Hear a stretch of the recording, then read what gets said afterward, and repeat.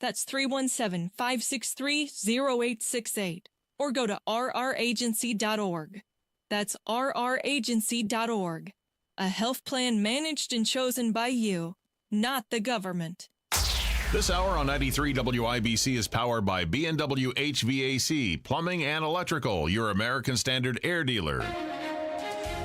The forecast from the American Standard Heating Weather Center. Quiet weather today with decreasing clouds, lighter winds for the afternoon. Today's high 68, partly cloudy, calm, and cooler overnight, a low of 46. I'm Wish TV Storm Track 8 meteorologist Marcus Bailey for 93 WIBC. A clear radar. It's cloudy, though. 62 on Monument Circle. I'm Kirk Darling on the level, on the go, and on WIBC.com. You're listening to Rob Kendall. When we talk about sending money somewhere, we're talking about printing the money because we have no money. And Casey Daniels. My government would never lie to me, would they? On 93 WIBC. Well, good morning. It is Wednesday, November 6th. It is 6 minutes after 9 with Kendall and Casey on 93 WIBC. I'll be fighting for you with every breath in my body. That's what Donald Trump said last night when he took the stage around 2:30 in the morning, declaring victory after he won North Carolina, Georgia, and Pennsylvania. Did you make it to the speech? I made it to the speech, and I made it a few minutes after the speech. Oh, congratulations. Hot dang. Now, I will tell you, I think we're in a new frontier of election night coverage because I texted you this. I watched the Charlie Kirk YouTube feed, and this guy was on fire last night. I know some people don't like him, but what he did, and this was great. This was way better than anything the networks were doing. It was like a Zoom type of call. So he had 6 guys or 5 guys. One was Pennsylvania, one was Michigan, one was Wisconsin, one was Arizona, one was Nevada, maybe. Maybe Georgia was in there too. I can't remember. And these guys knew their state. Like they know, it would be like if they put, a me on there for Indiana. Right. They know the votes. They know where the votes are coming from. They're in real time telling you, okay, we've got another dump of votes from this county. Well, is that a Republican county? Well, yes, it is. How many should he be getting? Okay, this is what. It was great. I mean, you were in real time seeing this. And obviously they're on our team, so they're cheerleading for Trump, but I really do think I went to bed early because they're like, it's over. Way before the networks had called it, way before Trump took the stage. Now, my wife stayed up, and once Trump took the stage, I got back up and watched it. But those guys were like an hour, 2 hours ahead. They're like, it's over. They're like, there's no, the level of cheat they would have to do to pull it off this time, it'd be so obvious. They said it's over. And so I do think it's interesting, this new frontier we're in, where you have individual organizations like Charlie Kirk doing better coverage than the networks. Trump didn't claim the victory for himself. He said it was a MAGA movement, too. So let's take a listen to his speech. Here he is talking about the greatest political movement in history. Thank you very much. Wow.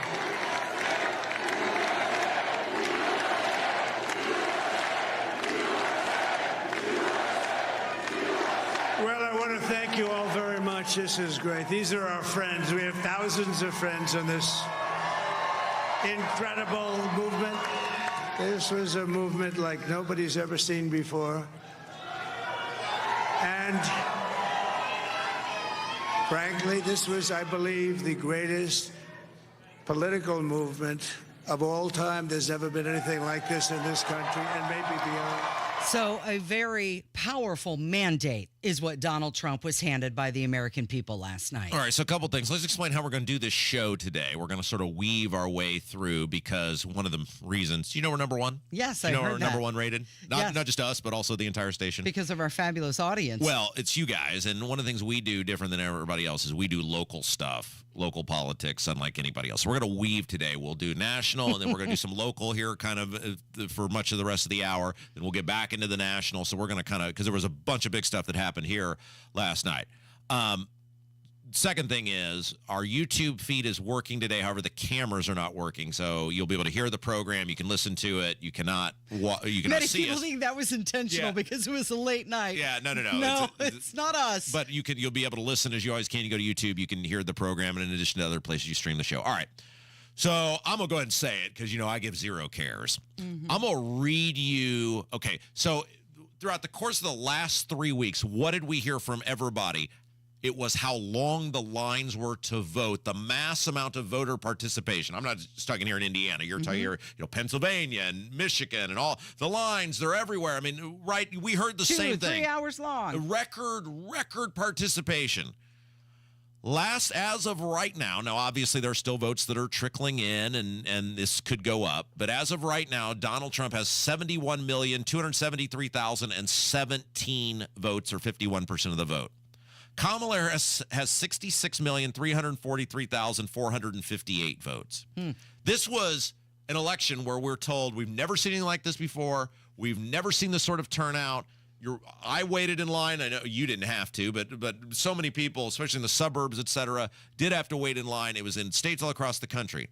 Now let's compare that, though, to 2020 and the election results in 2020 and the amount of votes that came out of the presidential election in 2020.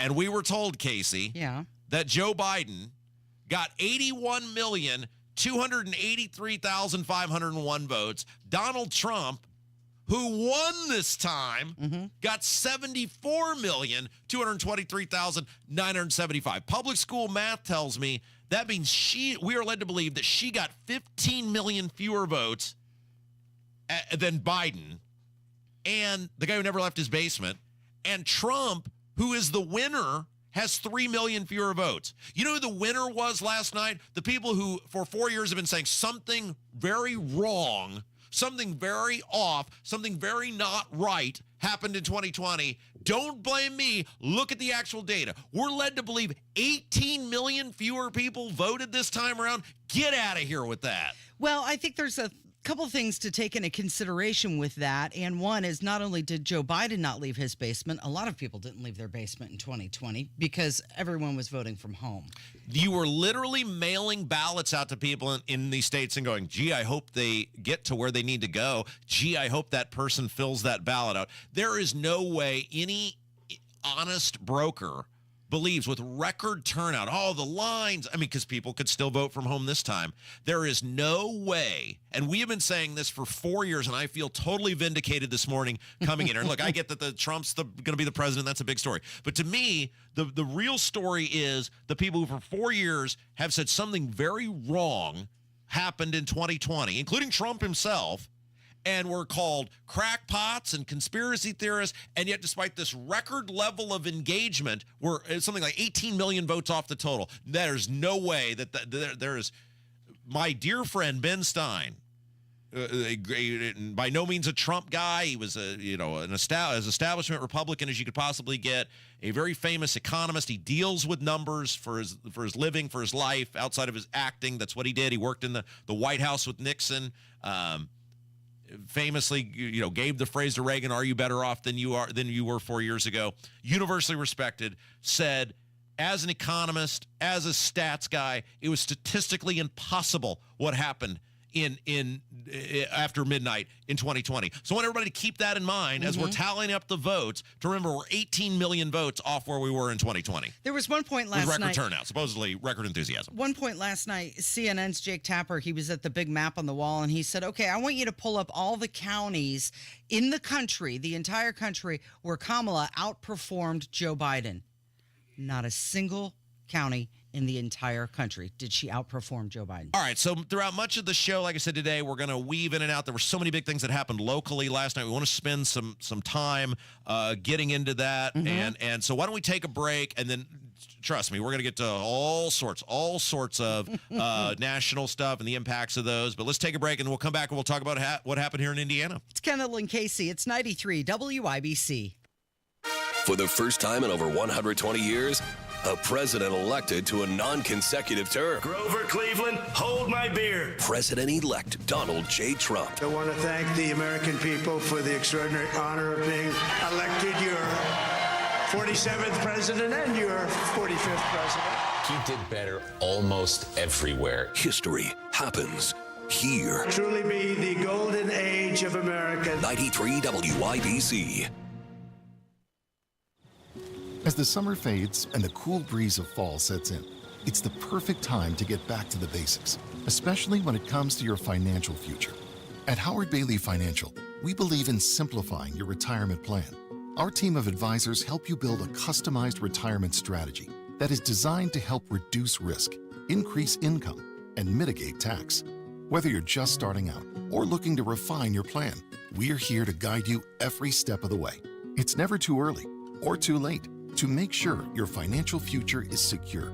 Text BASICS to 888-262-1104 to download your complimentary retirement planning toolkit today. That's BASICS to 888-262-1104. Howard Bailey Financial. Back to the basics. Forward to your future. Howard Bailey Securities, LLC is an independent financial services firm and uses a variety of different investment strategies. Please see disclosures at howardbailey.com. Choosing the right candidates for any office can be difficult. My office has lots of drama. My office has its ups and downs. I share my office. But no matter what kind of office you have, one thing's for certain. If you're hiring, you need ZipRecruiter. ZipRecruiter's powerful matching technology finds the most qualified candidates for your roles fast, and you can invite your top choices to apply. In fact, 4 out of 5 employers who post on ZipRecruiter get a quality candidate within the first day. So, for any kind of office. I'm really going places in my office. My office has everything you could ever want. Count on ZipRecruiter to find the right candidates for it. Try ZipRecruiter for free today at ZipRecruiter.com/free. That's ZipRecruiter.com/free. ZipRecruiter.com/free. Well-changing question. Are you keeping as much of your investment gains as possible? High taxes can erode returns quickly, so you need a tax-optimized portfolio. At Creative Planning, our money managers and specialists work together to make sure your portfolio and wealth are managed in a tax-efficient manner. It's what you keep that really matters. Why not give your wealth a second look? Book your free meeting today at creativeplanning.com. Creative Planning, a richer way to wealth. Hey, good morning. It's Casey, and I'd like to talk with you about improving your space with Galaxy Concrete Coatings. They can totally transform any concrete that you have around your house, whether it's your garage floor, your driveway, pool deck coating, or even your patio. Consider them for indoor and outdoor concrete. Their number, 317-751-9070, or you can find them online, galaxyconcretecoatings.com, for a free quote. Whether it's indoor, outdoor concrete, Galaxy Concrete Coating. Sometimes I struggle to get to sleep. My body stopped for the day, but my mind is still running. So I take ZzzQuil. ZzzQuil, the world's #1 sleep aid brand, has a range of non-habit-forming products to fit you and your family's needs. Invest in a great night's sleep for the best you tomorrow. I'm awake and ready to take on anything. Better days start with ZzzQuil nights. Explore our products at ZzzQuil.com. Use as directed. Keep out of reach of children. Emmer and Nigel here, inviting you to join us as we kick off the weekend every Friday around 5:45 with Beer Sample Friday, brought to you by our friends at Thompson Furniture and Mattress in Columbus. BW HVAC Plumbing and Electrical is here to make the fall cozy, comfortable, and hassle-free. Go to B+W.com/radio to schedule your appointment today. B&W is your independent American Standard Air dealer. You're waking up to a new governor-elect as Mike Braun won last night. Boy, that was a wild night. Old cousin Eddie, Rob Kendall, I guess back in the Republican fold. I got invited to the big party last night. Yes, you did. And you did a +3. Thank you for that. That was something I'd never done before. That was quite an experience to be a part of. I said I'm not coming without Casey. And it was so weird because, I mean, basically I was, part of it was self-isolation, right? But been sent into the abyss for the past 10 years, and last night it was like sort of a homecoming. And one of the things I think that the power brokers in the Republican Party have seen, I think it's been made pretty clear to them, and I think they saw it on display last night, is we're more popular than the politicians, right? At that event, it was just lines of people coming up to talk to us and say they love the show and we love you too. And I think hopefully it is the turning of the, because let's give Braun credit. He reached out months ago and said, I want a relationship. I see the power of the audience behind you guys. I want that to be a part of what I'm trying to do, or what we're going to try to do. And I need a mandate, you know, and that was what was really appealing to me about Braun, is they got it early on. He could have just said, I just want to be governor. but he got it very early on, which was, I need a mandate to help fix the property tax issue. I need a mandate to get universal school choice to empower parents for their kids' education. I need a mandate to be able to get in there and reform government to save taxpayers money. And last night, Mike and I, we talked very briefly after he had won, and that was what he said. He basically alluded to that. He goes, hey, how about that? That should be a mandate, right? And he's right. So now the fun begins for us, which is this radio show and the power behind it and all the listeners behind it. Next year, we get to be a driving force in helping Mike Braun move his agenda forward, centering around that property tax reform. Okay, do you have the final numbers? Was it 56 to 39? Is that what it was? Okay, so there's still okay. Let me real quick. And when we're talking about numbers today, there are still numbers that are trickling in. So these are not final. But as of right now, Braun 54.64, McCormick at 40.7. Okay, and let's talk about that for a second, because we were telling you for a month this race was not close.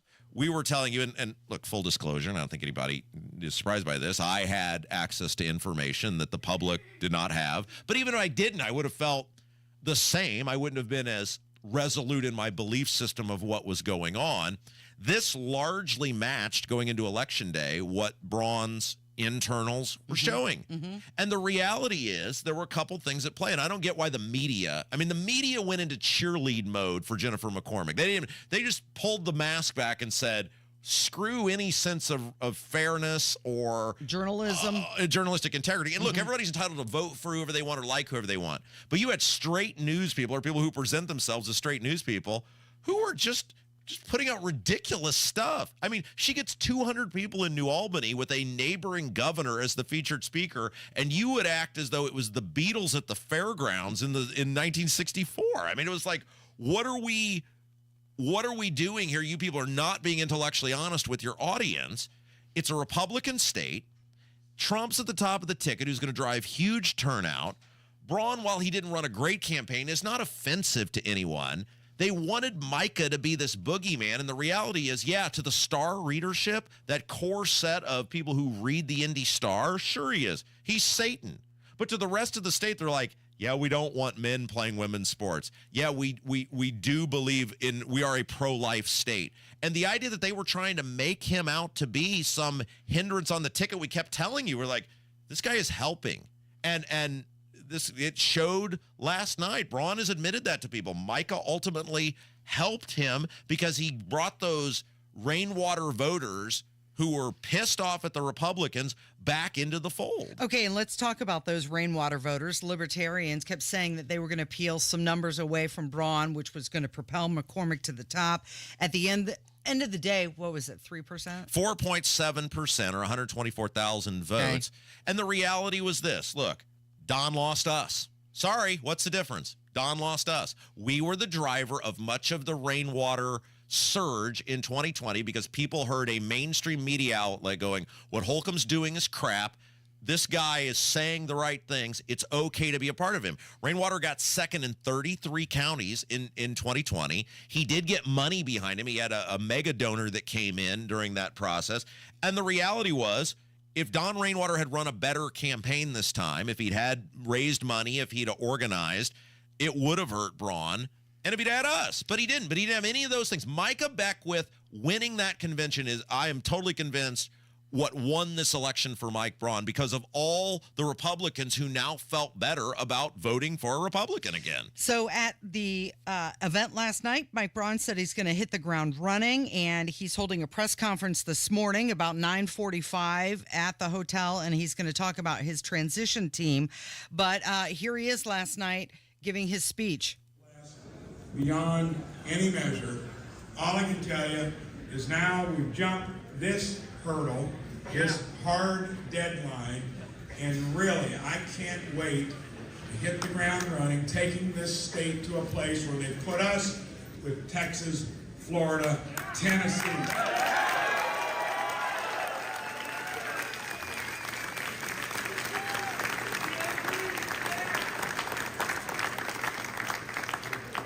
And the thing I appreciate most is when I jumped into the arena 7 years ago, there weren't many believers. even folks that knew you well, they didn't think it could be done. I hope finally now, those that didn't believe know that when I put my mind to it, I'm going to do it in an understated way. I'm going to overperform and deliver results, and you can count on that when I hit the ground running.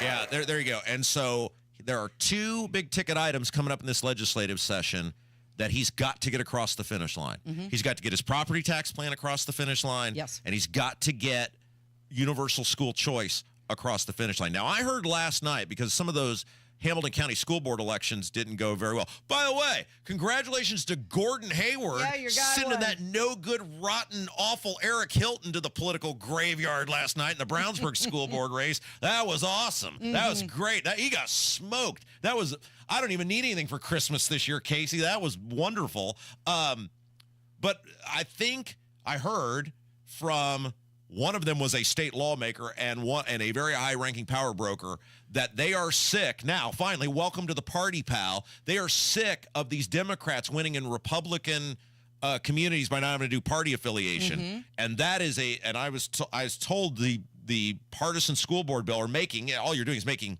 school board races like every other election in this state and make somebody put a letter next to their name is going to be revived. Now, if it moves, I don't know, but it is coming back. And that would be another way to really reform public education. But the point on it is there are two areas where you are going to judge Mike Braun come April of next year, and that will be, did he get meaningful property tax reform, and did he get universal school choice? And if he checks those boxes, my argument to the Republicans is this. Don't you want me off your ass for 4 years? I told this to the guy I was talking to, the lawmaker last night I was talking to, and he laughed. He goes, hey, you got a good point here. I said, all you got to do for me is pass Braun's property tax plan with those tax rate resets to 2021 and universal school choice, and you're not going to hear a peep out of me. So we'll see. They've got to deliver now. Do the things you campaigned on. Do the things you said you were going to do. That's right. And look, we're not going to be cheerleaders for Braun. We're going to drive issues because people are like, well, what's the relationship like now? Our relationship with Braun is when he puts forward good things, we're going to, it's no better friend, no worse enemy, right? As long as he keeps putting things forward that he campaigned on, which I have no doubt he will do that, we are going to we're going to motivate you, the audience, to get to your lawmakers to drive that agenda. But if he gets squirrely and he doesn't follow through, Katie, bar the door, buddy, because Uncle Fester's going to be in the State House quite a bit next year, and you're not going to like that. So, but I have no reason not to believe Mike Braun is not going to do exactly what he said during the campaign. Okay, we've got Jim Merritt who's going to join us next. Yeah, boy, there's just some really sad news came out last night. Indiana Beto, it just, didn't go well for her, Casey. No, it did not. So we'll talk about that. We'll talk about McCormick. We'll talk a little bit about some of these state house races that didn't go well for the Democrats and they thought they had a chance to win. So we'll get into all that when we come back. It's coming up with Kendall and Casey on 93 WIBC. Are you nearly maxed out on your credit cards? It doesn't matter if you're using your credit cards for fun or to survive. At the end of the month, your statements come in, and you can either pay them or you can't. If you can't, late fees and interest rates get tacked on. And now you're struggling just to make the minimum payment due. Do you feel trapped? Am I talking to you? Good, because I personally researched some companies that can help you. They may be able to reduce your credit card balances by 50% and stop the late fees. If you qualify, please call our special debt hotline number right now for a complimentary free 5-minute consultation. Deal with your credit card problem now before it gets much worse and put more money back in your pocket. Trust me, I've been there too. Call right now. 800-948-1659. 800-948-1659.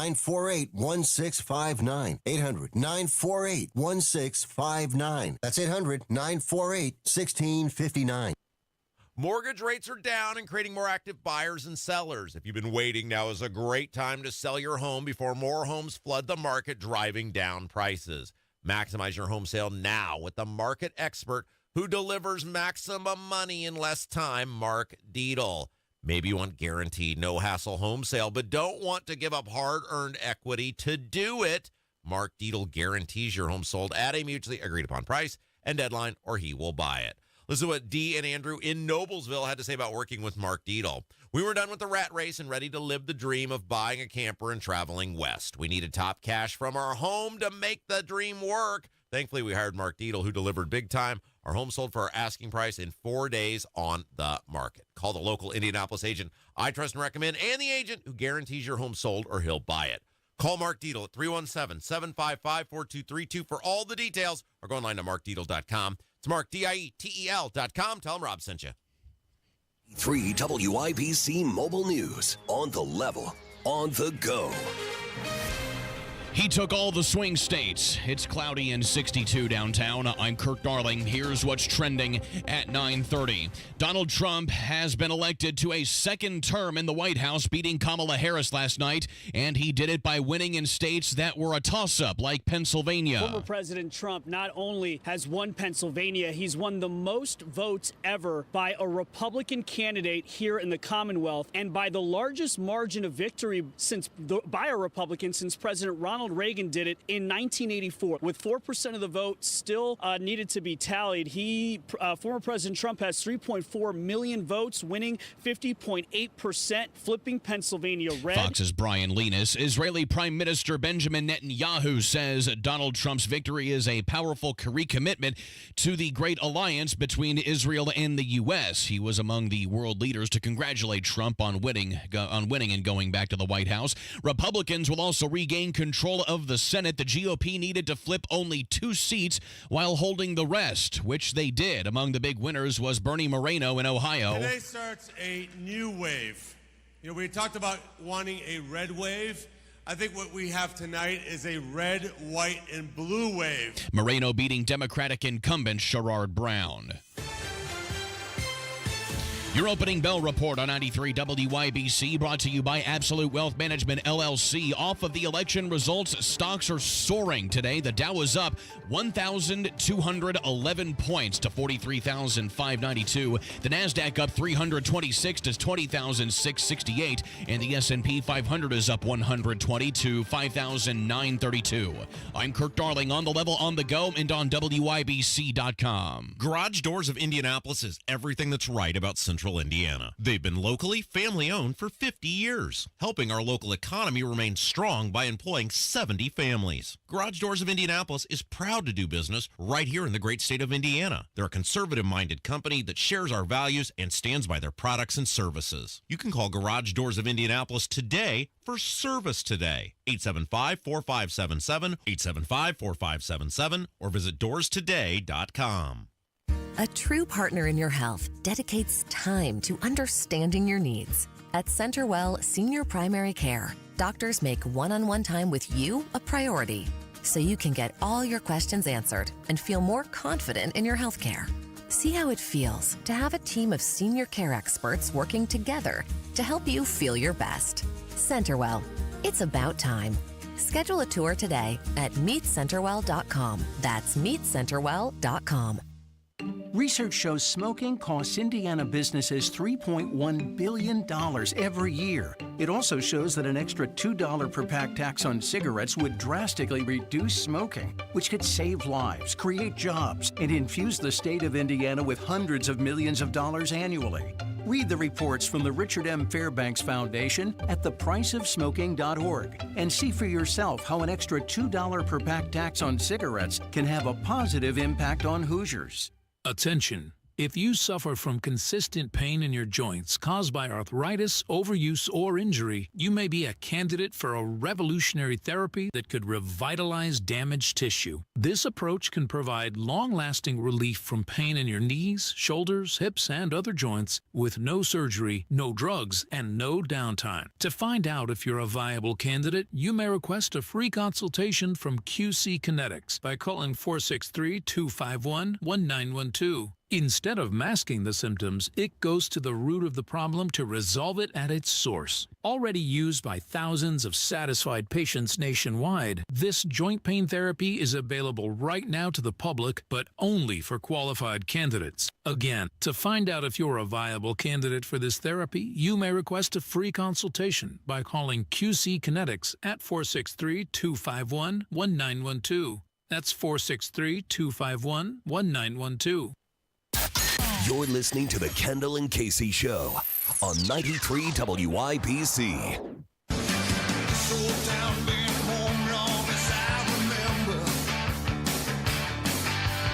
This town gonna be here long after. 93 WIBC. It is the Kendall and Casey Show. I'm Rob. Casey's here, and oh my goodness, look who it is. Robert. 30 years in the Indiana Senate. He was one of the stars last night of WIBC's election night coverage. I heard him coming home from the big Republican victory party. The great Jim Merritt. Hello. Hello. All right. So despite all the huffing, it's victory lap day at the show. I don't know if you knew that. Yeah, it's landslide alley. Well, so for all the huffing and puffing, and this is what's interesting to me, for all the Democrats are doing great, and the media wanting to believe because they got 200 people in New Albany that this was a race and that this thing was going to be super close. In the end, none of these races were close. The closest they could get was 14%, which was the governor's race. And I maintained that a whole bunch of this wasn't that Rokita or Braun were great candidates, but the Democrats just make it impossible to vote for them. Absolutely. And, that was a runaway last night. That was a bludgeoning, a political bludgeoning yesterday. And I think a lot of times the media and people inside central Indiana get this narrative that Rainwater is surging, that McCormick is going after Republican women and teachers. And we get there are people in this community that get this mindset, and in Carmel and Fishers and Zionsville becoming more purple, and so you kind of get a story going, which it is, but it's not the state. No, it isn't, and like I've always said, south of 40 and north of 32, people live their lives, and they're not in this bubble. And they vote Republican. There's no question about it. All right, well, let's start with the governor's race because, and look, I had access to information that other people didn't. And, I knew kind of what some of the data said because you and I were like the two lone people in the wilderness, like this race is not close. Yeah. Now, you were looking at it after 30 years of insight and knowing Indiana politics and government. I did that too, but I also had some information that, the public might not have had. We saw internals. Well, and it was like, but even if you didn't have the internals, the common sense tells you, hey, this is a Republican state.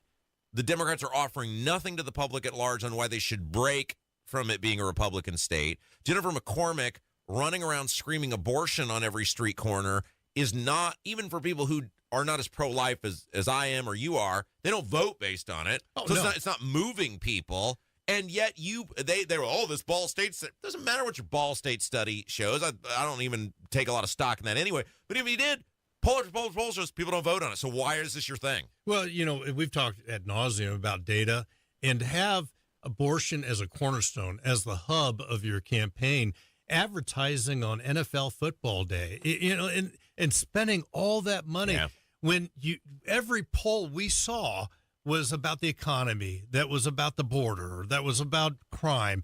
And, those are national issues that hit you here anyway. And because the Republicans have been in charge of everything, there were so many areas where she could have hit them. Well, they were exposed. No question about it. She was the best person, weirdly, to run out there and go, if anybody knows what a train wreck these people are, I know. Let me tell you about how it operates in there. And they stole your right to vote on superintendent because I'm just saying that all these narratives she could have pushed.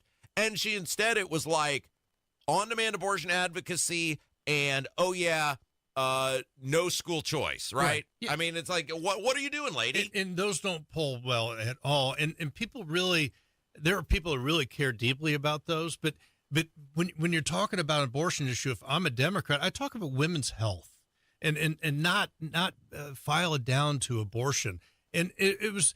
I don't know what they were doing when they crafted this plan because Indiana and one other thing, ladies and gentlemen, the governor has nothing to do with the abortion law. That's why she should have said, and I knew she'd lost it because I always described her as having a good and pleasant personality until you get to know her. Mm-hmm. And when she came on our show that day and she got asked that question, she was doing pretty well until she got at the bottom of the hour, she got to abortion. And then she wouldn't say 15 weeks or whatever. And so people go, and James Briggs wrote an article in Indy Star shortly after this about my feud with Destiny Wells. And basically what Briggs said is, he goes, you being Destiny Wells, you're beholden to the extreme wing of your party because you're worried about alienating them, is allowing Rob to win this argument. Because if people have to choose between being totally pro-life or totally on-demand abortion, if you put them in a corner, which you're doing, they're going to pick the pro-life, or at least they're not going to be motivated to vote based on what you're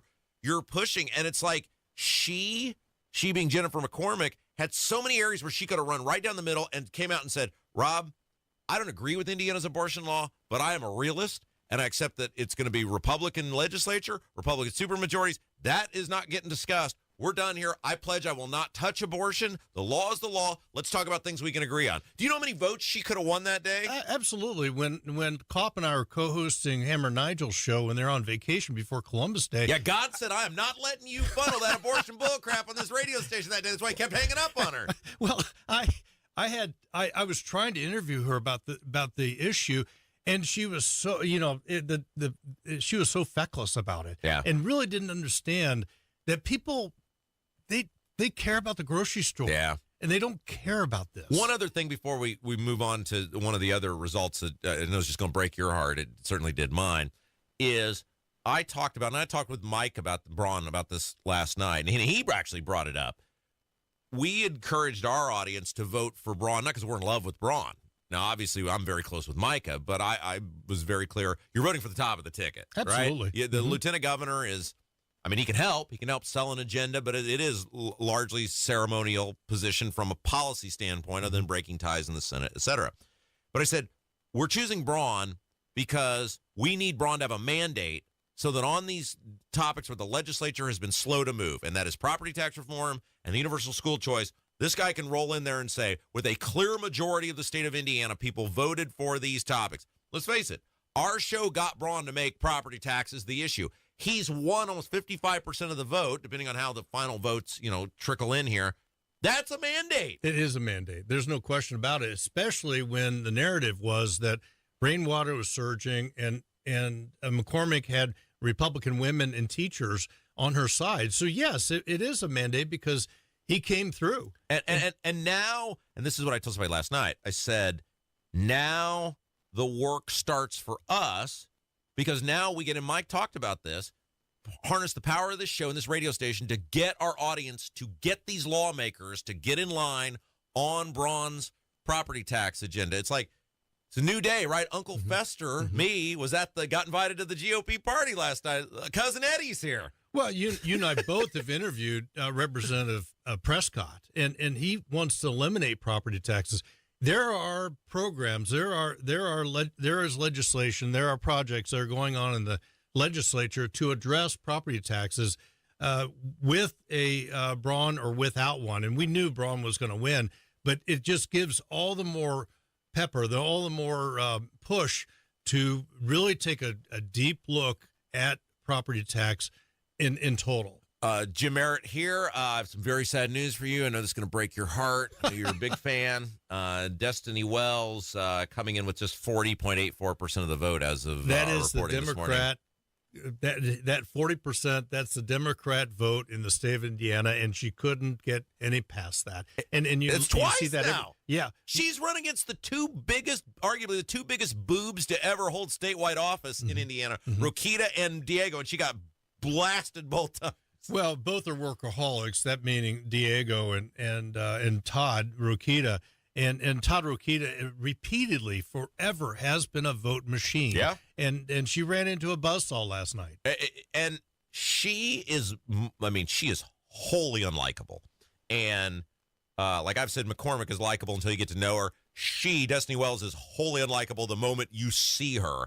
And she was way more interested in fighting with me and Tony Katz on Twitter. It's like, you want to be a celebrity in the Democrat Party. You don't want to be the office holder. You want to be some sort of celebrity who fights with the radio guys. Great, lady. Congratulations. Enjoy your 40.8% of the vote. Yeah, Destiny had an opportunity. She did. Last year and a half or so.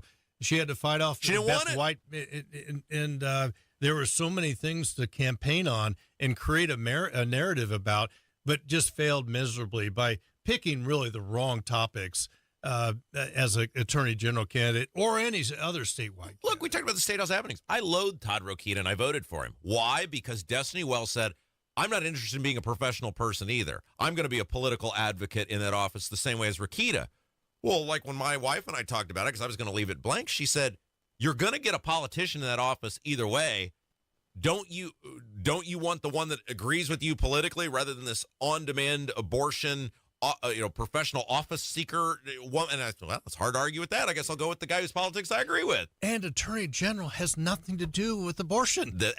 But when you're palling around with this abortion doctor, and it's just, okay, so we'll get you out of here with this. It's another election where the Democrats have chased away what could have been winnable or at least competitive races. They got embarrassed again. And every election cycle, it's like, okay, surely they're going to learn something from this. And then they run the same campaigns. Are they going to learn anything from this one?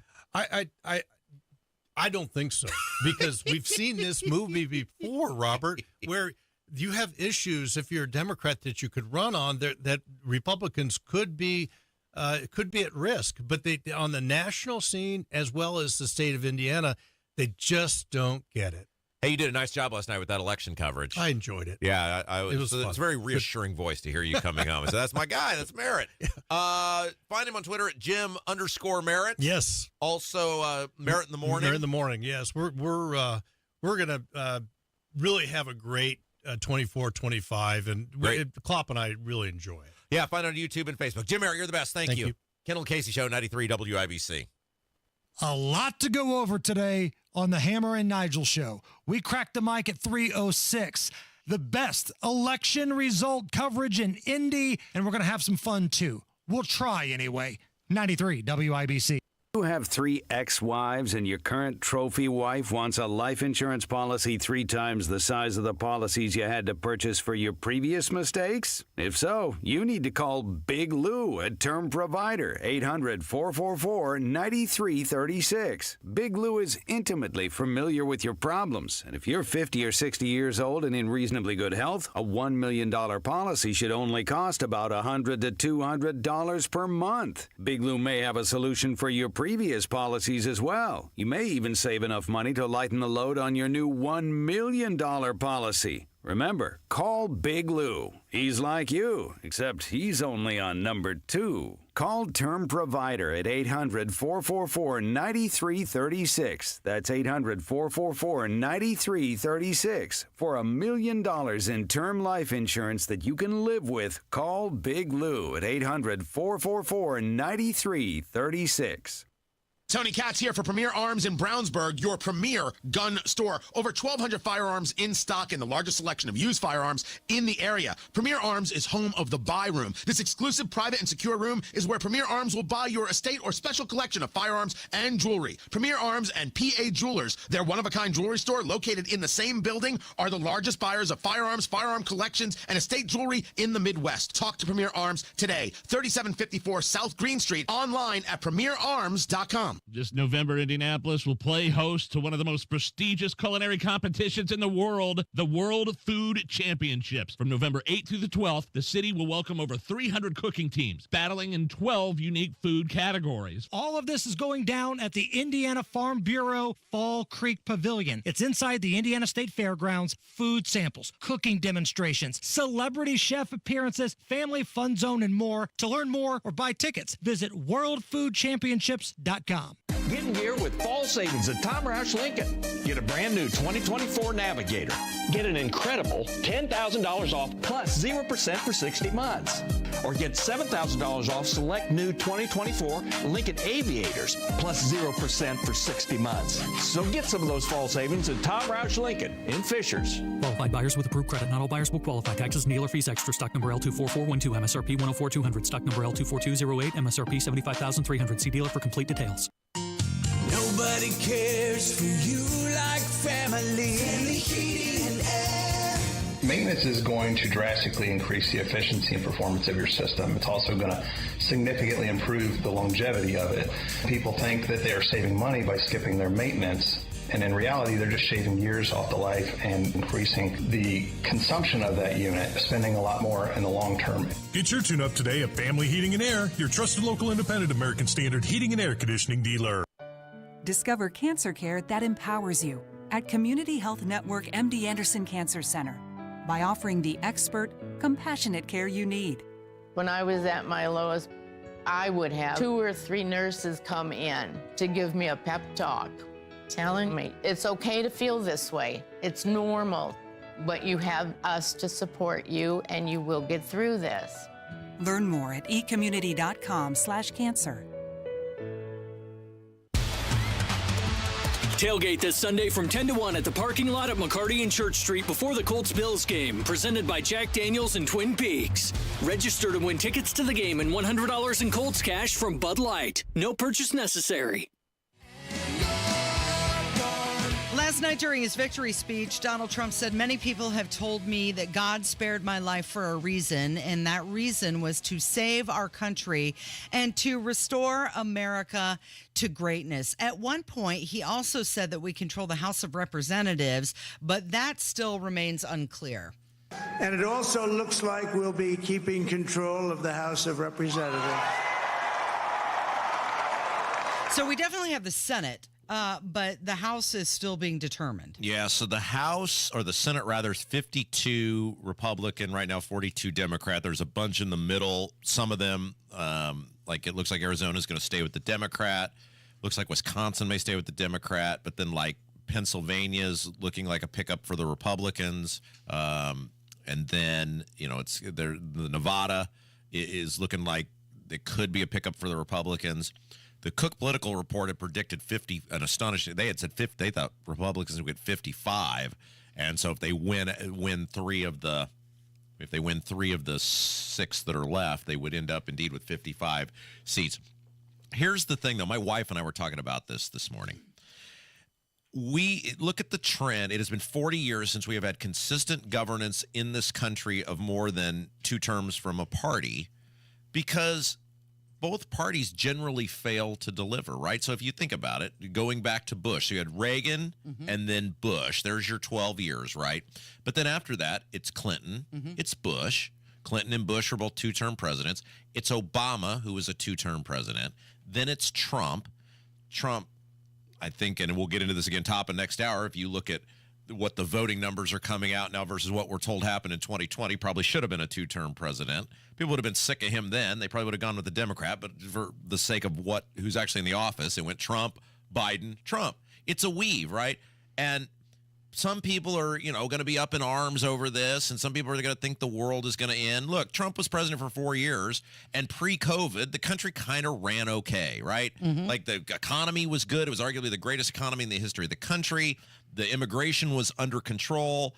Foreign policy, we had a relatively peaceful 4 years. Trump did a lot of things I didn't agree with. He spent a lot of money that I didn't agree with. I think it helped add to what became, inflation. Obviously, I think he handled COVID horribly. But it's the same. Every time somebody's side loses, they think, oh, the world's going to. It doesn't, right? People are going to be pissed off at Trump in 2 years probably, right? Unless he does deliver the way he promised. Now, if he gets on this revenge tour and starts cleaning house inside the government and secures the border and gets us out of this mess with the Ukraine and those other things, then maybe it won't be. But if you look at the weave of our society, people just ping pong back and forth. And the reality is Biden did a bad job. This is on she's the candidate, but think about what they did. He's doing a horrible job.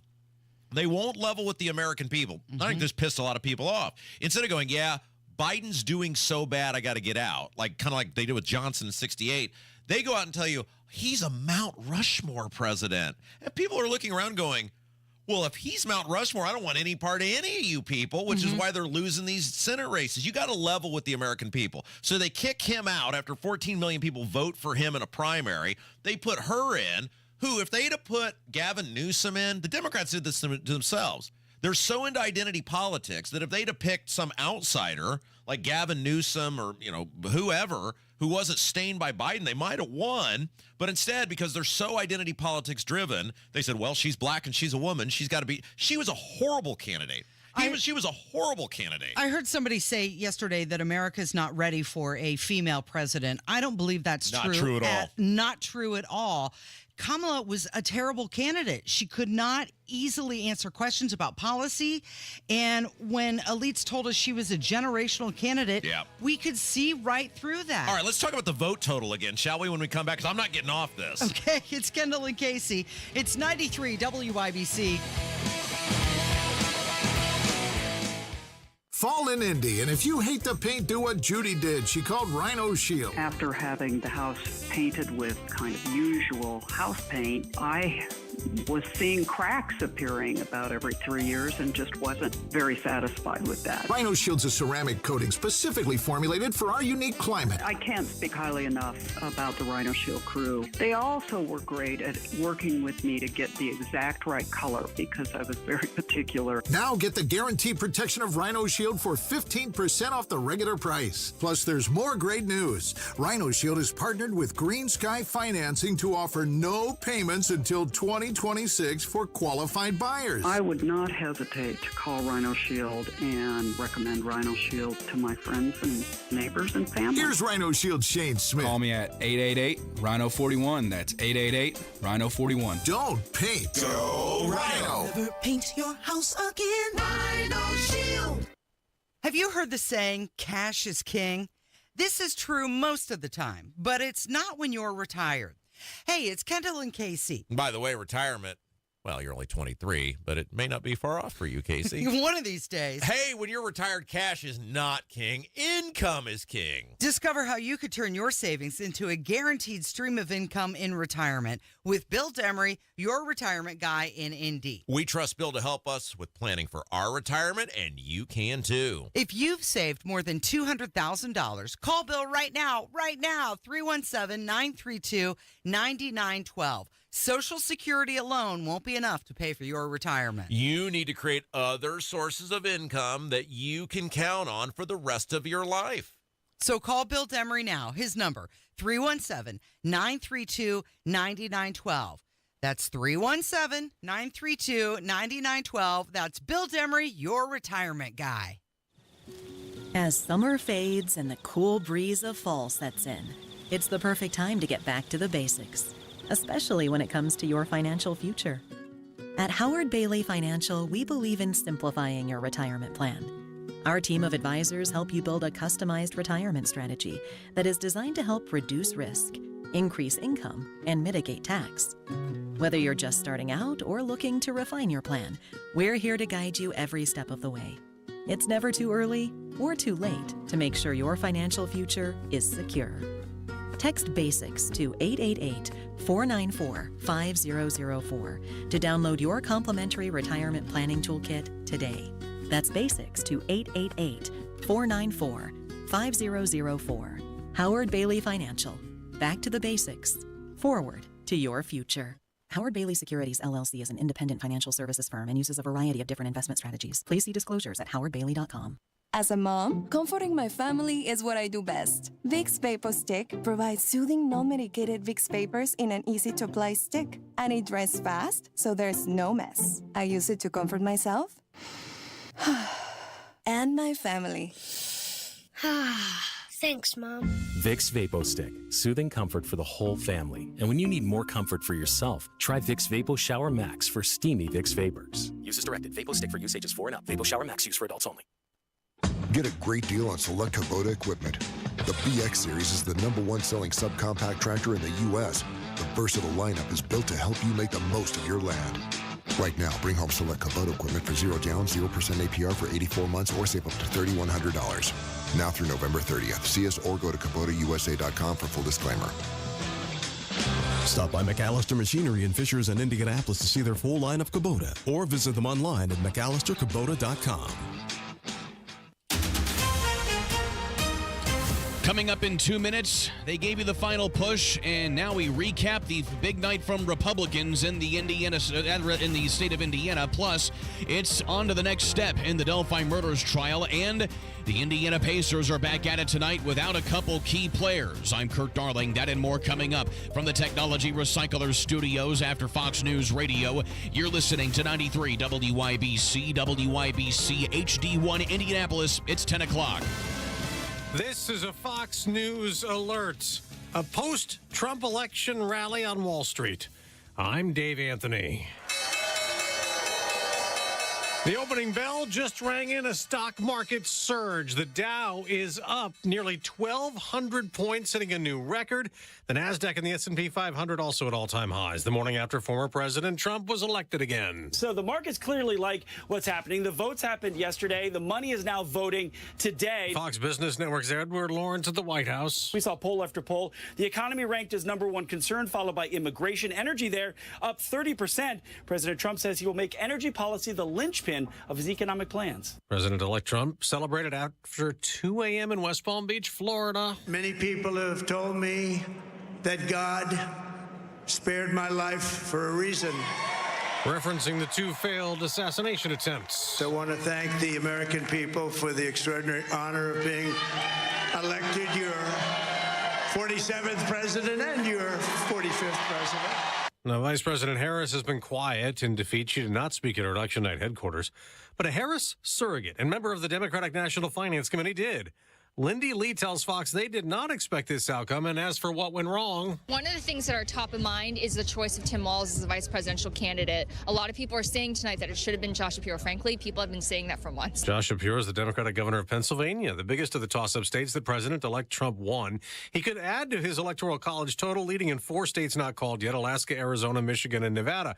Democrats also lost control of the Senate. Republicans flipped at least 3 seats in Montana, West Virginia, and Ohio, where Bernie Moreno unseated Senator Sherrod Brown. We renewed our commitment to make this country a center-right country where we work for the working people of this country. America's listening to Fox News. 93 WIBC Mobile News. On the level, on the go. Calling it a red wave. It's cloudy and 62 downtown. I'm Kirk Darling for Moss Roofing. Here's what's trending at 10:02. Mike Braun easily defeating Democrat Jennifer McCormick and Libertarian Donald Rainwater in Tuesday's election for Indiana governor. Really, I can't wait to hit the ground running, taking this state to a place where they put us with Texas, Florida, Tennessee. Braun elected the 52nd governor of Indiana. He's leaving the U.S. Senate, and his seat will be taken up by Jim Banks, who won in the Senate race. Also, Todd Rokita was reelected Attorney General, defeating Democrat Destiny Wells. John Herrick reports on what lies ahead. That could be the fight over his law license. Several complaints have already been filed against Rokita with the state's Attorney Disciplinary Commission. Rokita said Tuesday night that's a fight that he's ready for. You know, they have a disciplinary commission that's weaponized. Her and her minions, they use that disciplinary commission to try to go after me, and they may still. They'll try to do what they couldn't get done at the ballot box. He says he will fight against the weaponization of Indiana's institutions. John Herrick, 93 WIBC Mobile News. Today is day 17 of the Delphi murders trial, and the defense has rested. Day 16 focused on evidence at the crime scene, in which the defense poked holes in the prosecution's timeline of the murders as they laid it out. A few other steps to follow, but closing arguments could happen later today or tomorrow. The average price for gas is below $3 a gallon in Indiana, in no way impacted by last night's election results, so says Gas Buddy analyst Patrick DeHaan. Lake Station with the cheapest gas in Indiana, as low as $2.53. The Indiana Pacers have been hit by the injury bug this season. We'll be playing smaller at times until we get some help. Hopefully something like that can happen and we can get another big. Head coach Rick Carlisle, they hope to do what they can tonight against the Orlando Magic. Indiana is 3-4 through their first 7 games. I'm Kirk Darling, on the level, on the go, and on WYBC.com. Hey, holiday heroes. It's a special time of year at Shane Company. As a family business for 4 generations, we know firsthand that fine jewelry is the gift that says it all. From the engagement ring that says, "You're the one," to the diamond tennis bracelet that says, "Thank you for being you." We have the widest selection of fine jewelry gifts, in stock and ready to take home. Come pick out a pair of hand-matched diamond stud earrings or a necklace with a colorful gemstone. Check out our new Bloom collection, one of owner Tom Shane's favorites this year, featuring stunning sapphires, emeralds, or rubies. At Shane Company, every gift and every price range is crafted to our high-quality standards. We have jewelers working in every store to bring your gifts to life, making sure rings fit just right, setting center stones and engagement rings by hand, and engraving your pieces to make your gifts even more special. Your gifts will always be protected with our unmatched free lifetime warranty. Visit shaneco.com and come see us in store. Shane Company, your friend and jeweler. This hour on 93 WIBC is powered by B&W HVAC, Plumbing and Electrical, your American Standard air dealer. You're listening to Rob Kendall. When we talk about sending money somewhere, we're talking about printing the money because we have no money. And Casey Daniels. My government would never lie to me, would they? On 93 WIBC. Good morning. It is Wednesday, November 6th. It is 5 minutes after 10 with Kendall and Casey on 93 WIBC. So Grover Cleveland was the only president to leave the White House and return for a second term 4 years later until now. Grover Cleveland was 22 and 24. This happened in 1885 to 1889 and then 1893 to 1897. Well, now we have Donald Trump, who will be number 45 and also number 47. I loved last night at that Republican event. You just kept like showing me, you made some sort of photo of them together. Yeah. And you kept showing it to me. And like on the third time, I said, you kept asking me, do you know who this is? And I kept telling you the name. And then you kept asking me, do you know? Yes, for the third time, yes, that's Grover Cleveland. Yes, I do know who that is. Thank you. Well, Grover Cleveland was a Democrat. Yes. Donald Trump, of course, Republican. And he carried the state of Indiana with 1,659,182 votes. All right, so just a reminder, and Nick, our fabulous digital guy, is working feverishly on this. You cannot watch the YouTube right now. You can listen to us. The YouTube feed is up. You can listen, and maybe here at some point you'll be able to see our faces. So nothing's broken on your end. We are working on that, but you can listen to the show today. All right, so let's talk about the real story, Casey, shall we? And I am not getting off this because I've been called everything under the sun for the past 4 years for stating the obvious, which is something very weird took place in 2020. And that is the amount of people collectively who supposedly voted in the presidential race, including for one guy who, and he bragged about it, was not leaving his basement. And a lot of people have been vilified and demonized and everything else for the past 4 years, saying something is not right about what happened in 2020, about all of these people who supposedly voted without any check or balance or verification, when a lot of these states were suspending, and this is the important part, a lot of these states, heck, it happened here in Indiana. We're a Republican state, where Connie Lawson and Eric Holcomb just waltz out to a microphone one day and go, we're changing the date of the primary. And people are like, hey, I think that's kind of the legislature's job. No, we're changing the date of the primary. I don't think you can just, no, we're changing the date of the primary. And of course, these Republicans didn't push back on that at all in the General Assembly because they're totally petrified of Holcomb. But my point is, I'm not just picking on Democrat states with this. This crap happened everywhere where people were like, well, it's a pandemic. We can do whatever we want. And so what happened in a lot of these states is they just started mailing ballots out to people. And in a place like Pennsylvania, that has now continued, which is why in 2020, during the certification, the Senate in Pennsylvania, see, people act like it's some fringe group of people that were saying something's wrong here. No, the rightfully elected Senate in Pennsylvania was begging the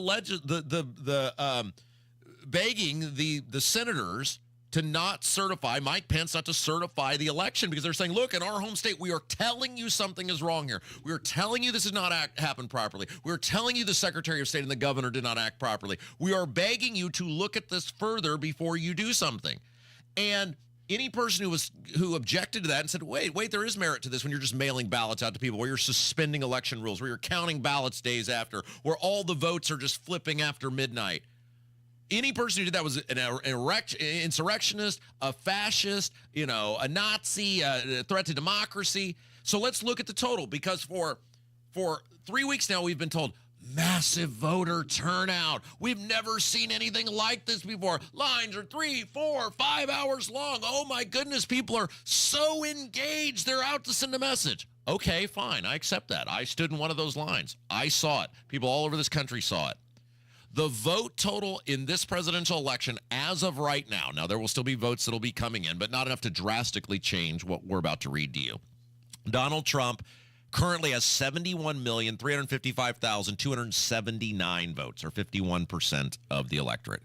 Kamala Harris, 66,416,829 votes, or 47.5% of the electorate. By the way, no calls now to get rid of the Electoral College, right? Because he's going to win them both. He's going to win the popular vote and the Electoral College. Yeah. That's beside the point, though.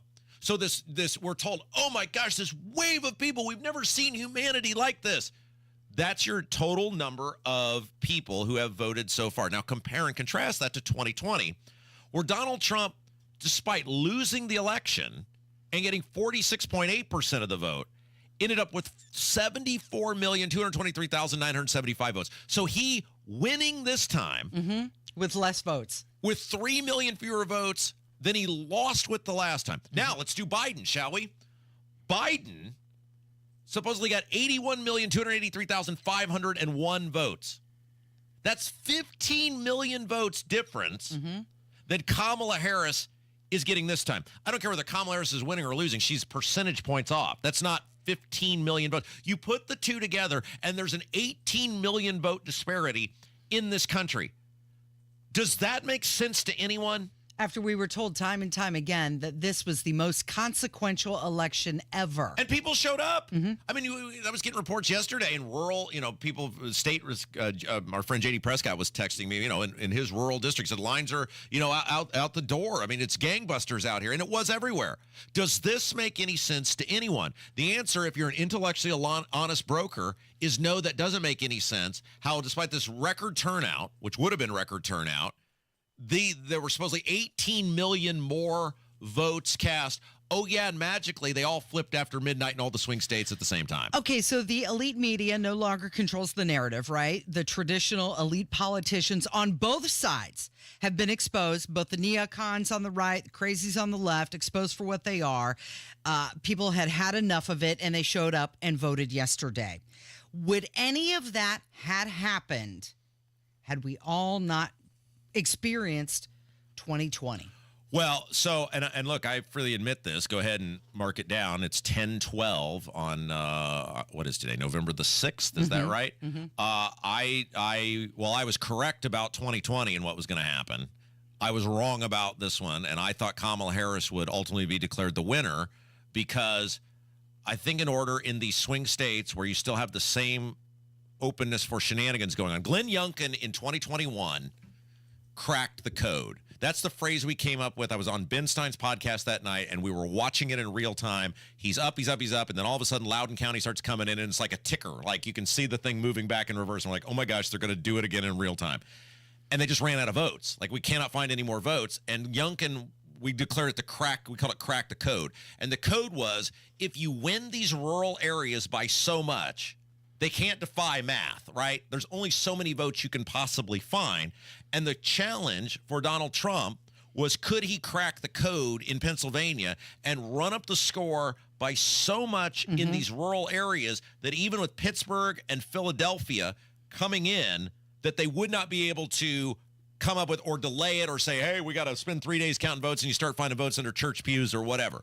He did that. I didn't think he was going to be able to do that. I didn't think he was going to win by that much. What I thought you were going to see is, hey, it's midnight and he's up by 15,000 votes. Or, hey, it's midnight and he's up by 20,000 votes. And now it turns into silly season. And Mike, I said, until you control who counts the votes, I'm always going to go with the person who controls the count of the vote, and that's the Democrats in these states. But he won by so much in these rural areas that in these other states are just like, there's nothing you can do about it. Well, in the midterms last year, everybody was saying red wave, but we kept saying the Republicans did not have their ground game together. And one of the best things that Donald Trump did to help him was fire Ronna McDaniel. You're right. But I want to come back to something, because I know that somebody in the media is going to be up in arms over this, that Rob is basically saying, stolen election or whatever. If you disagree with anything I just said, then you explain to me how there's an 18 million vote difference. You in the media told me about the record turnout, about, Biden's the most beloved president in American history. He should be on Mount Rushmore. Oh, Kamala Harris, she's a groundbreaking pioneer. How is that possible then with one of the 4 greatest presidents in American history and a groundbreaking pioneer that there could be an 18 million vote difference? I will wait for an answer on that. Until then, I'm taking a victory lap today and feel vindicated for 4 years saying something is not. Now, I'm not a believer in like that the thing where the machines got switched or whatever the fringe theories are. No, I live in the reality. And the reality is when you just mail ballots out, hey, good luck. You have no idea who fills out those ballots. You have no idea who gets them. You have no idea, ballots are going to nursing homes. Who's doing that? Both of those people can't even sit up, much less fill out a ballot. Come on, give me a break. Well, it's, don't pee on my leg and tell me it's raining is what it is. So if anybody wants to disagree with what I just said, you explain to me how there's an 18 million. We're not talking a million. We're not talking 500,000. We were told we have one of the 4 greatest presidents of all time. He did so many great things for this country. She's this groundbreaking pioneer, and there's an 18 million vote difference, Casey. That's a lot. I will gladly hear explanations. I'm not trying to be facetious about this, but if you don't think now we can definitively say something very weird and wrong happened in 2020. Well, there was a lot of things that were wrong and weird that happened in 2020. And I want to be clear, specific. I'm not just talking about Democrat states. I'm talking about even here in Indiana, where they just waltz out and are like, yeah, we're just changing election day. Really? Well, they did. I mean, look at what they did this year with the Democrats. They just waltzed out and said, this is our candidate. Well, you're right. Who no one voted for. So why don't we take a break and talk about, because I think. In the primary, nobody voted. Well, I think sometimes whatever side you're on, it's easy when your side loses to lose perspective about what the other side was saying with their vote. Because I think a lot of people voted for Donald Trump who are not on Donald Trump's side. I felt that way in 2016, that there were a lot of people who, and I don't think Trump understood that. So we're an equal opportunity offender. Let's talk about the message those people were sending about that vote yesterday when we come back. Sounds good. It's Kendall and Casey on 93 WIBC. Over 120 years, a president elected to a non-consecutive term. Grover Cleveland, hold my beer. President-elect Donald J. Trump. I want to thank the American people for the extraordinary honor of being elected your 47th president and your 45th president. He did better almost everywhere. History happens here. Truly be the golden age of America. 93 WIBC.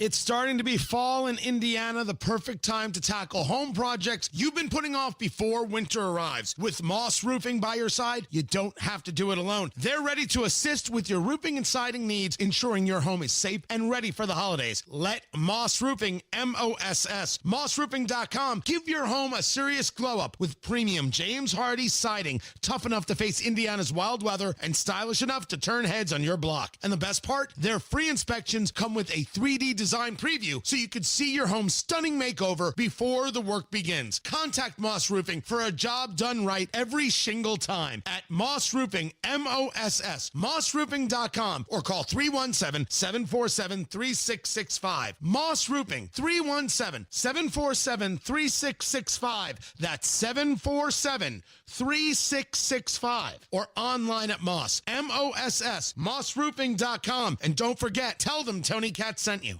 $5,000. That's the average amount of money people in the U.S. are now spending on gas in a year. $5,000. That's crazy. If you drive, you have to download Upside, the free app that gives you cash back every time you get gas. That's right. You can earn real cash back with Upside just by buying the gas you're already buying. You can literally start earning cash back today. I use Upside every time I fill up, and I've already made around $300. You're putting gas in your car anyway. Why not get real cash back? back. If you like free money, download Upside. I'm saving the cash I earn from using Upside to help pay for a vacation later this year. Download the free Upside app now to earn cash back every time you buy gas. Use promo code YEAR to get an extra 25 cents per gallon on your first tank. You can cash out anytime right to your bank, PayPal, or a gift card for Amazon and other brands. Just download the free Upside app and use promo code YEAR for a 25 cents per gallon bonus on your first tank. That's code YEAR for a 25 cents per gallon bonus.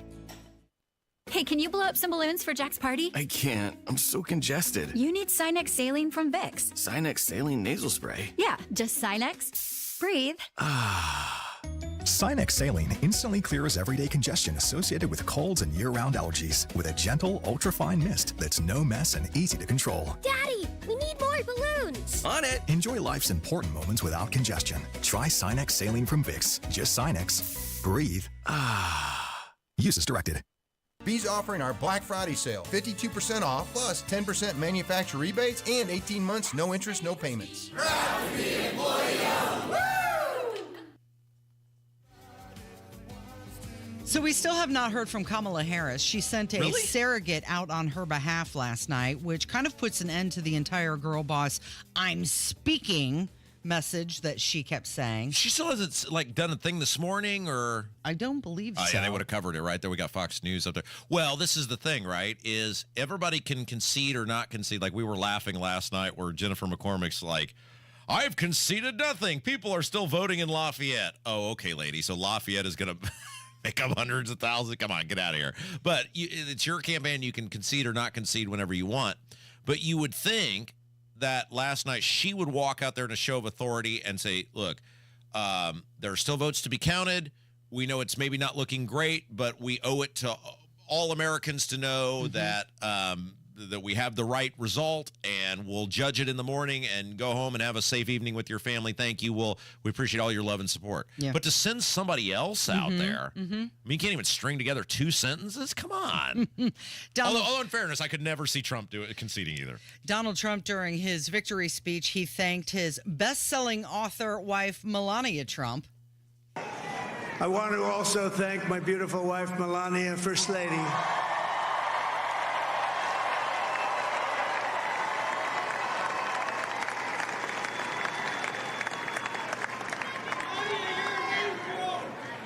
Who has the #1 best-selling book in the country. Can you believe that? Well, let's talk about Donald Trump for just a second, because America voted for him knowing that he is still a massively flawed candidate.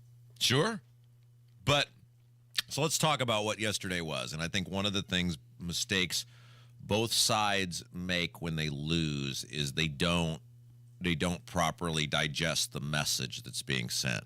So like Indiana, we've talked about this, and I will get into it more in the show, about how the Democrats never learn anything. They keep losing these elections against flawed Republican candidates, and they don't alter the message at all. They don't alter the priorities at all, and so they keep losing, and then they just blame everybody but themselves. And so both sides tend to do this. It's easy to go up into your corner. It's easy to say, well, you're wrong, rather than understanding the message in any election that's being sent. And the message yesterday from people in swing states who have previously, and you can't claim racism or bigotry or homophobia or whatever, because these are people who, many of them voted for Barack Obama twice, many of them voted for Joe Biden. It's people making an honest assessment of their lives, many of them longtime Democrats, and they are saying to the Democrats, you were focused on things that don't matter to me, and you weren't focused on the things that do. And when you force me into the corner of making a choice, I'm going to choose, maybe against even my own instincts or career voting history or whatever, I'm going to choose the person that will make my food more affordable and will stop letting 15 million people pour into this country, that will stop allowing, through legal immigration or temporary status, people to overrun communities and change the makeup of communities. I will stop. I do not want money to go to foreign countries who have no track record of supporting us, who are wholly corrupt, who hate us. And the Democrats I don't know if they believed it or they felt it was their only option. They believed and this is national and this is local, they believed that abortion was the silver bullet. And we tried to tell the Indiana Democrats this, and it played out nationally, which is, and you know where you really saw this was in Montana, because Montana had an abortion amendment on the ballot as well as a tight U.S. Senate race. And I think that abortion measure is going to pass. Now, the one in Florida failed. We can get to that later if you want, which is very interesting, which shows the life movement, if they get their act together, can win. They just are kind of lazy sometimes and get caught flat-footed. But, and I'll check to make sure that Montana abortion amendment passed, but they still voted for Sheehy, the Republican. And what people have said now very clearly about abortion is, if you force me to choose, I'm probably going to say it's okay, but it's not a priority for me. It's not something I shape my vote around. It's not something that I covet. It's not something I really even want to talk about. And the Democrats and Kamala, I mean, we talked about 2 weeks ago, I'm watching a college football game, which is premium advertising time, and boom, abortion from McCormick, from Kamala. They're throwing it right in your face. Men aren't voting based on that. So what is a man, which is where she lost the election, what she was telling men is, this thing you don't care about is my top priority. The thing you care about isn't a priority to me at all. Well, how do you think those people are going to vote then? Why would anybody? And Trump, ever the opportunist, right, leaned into it and said, okay, she doesn't want those votes. She's chasing them away. I'm going to go find them. Okay, so you're right. The election, it wasn't about abortion. It wasn't about January 6th. It wasn't about calling names, fascism, authoritarian figures, Hitler, all of the name calling. It was about inflation. It was about the border. It was about men and women's sports, locker rooms and bathrooms. And it was really about the American people believing their own eyes, despite what the elite media and the Democrats kept telling them. Well, and this is where, let's just bring it back locally again. So here's the perfect example of not getting it and not understanding it. So Jennifer McCormick comes on this show. We ask her a very direct question. Where are you at on abortion? And she gives this long, meandering answer that's a non-answer. So then we ask it more specifically. Long, meandering answer that's not an answer. You ask it very directly. She won't give you an answer. And so now what she has told our listening audience, who, by the way, she's doing very well in that interview until she got to that. And she might have an opportunity to pick up votes because people were unhappy with the Republicans. What she's telling you, and James Briggs, so it's not some conservative guy, wrote this in Indy Star about my feud with Destiny Wells. And what he basically wrote, and again, super liberal guy saying this, when the Democrats are beholden to crazy people, which the on-demand abortion people are viewed as society as being crazy. Like, if you want to be able to abort a fetus from conception to live birth, you are deemed way outside the mainstream. But the base of the party says that's what we want.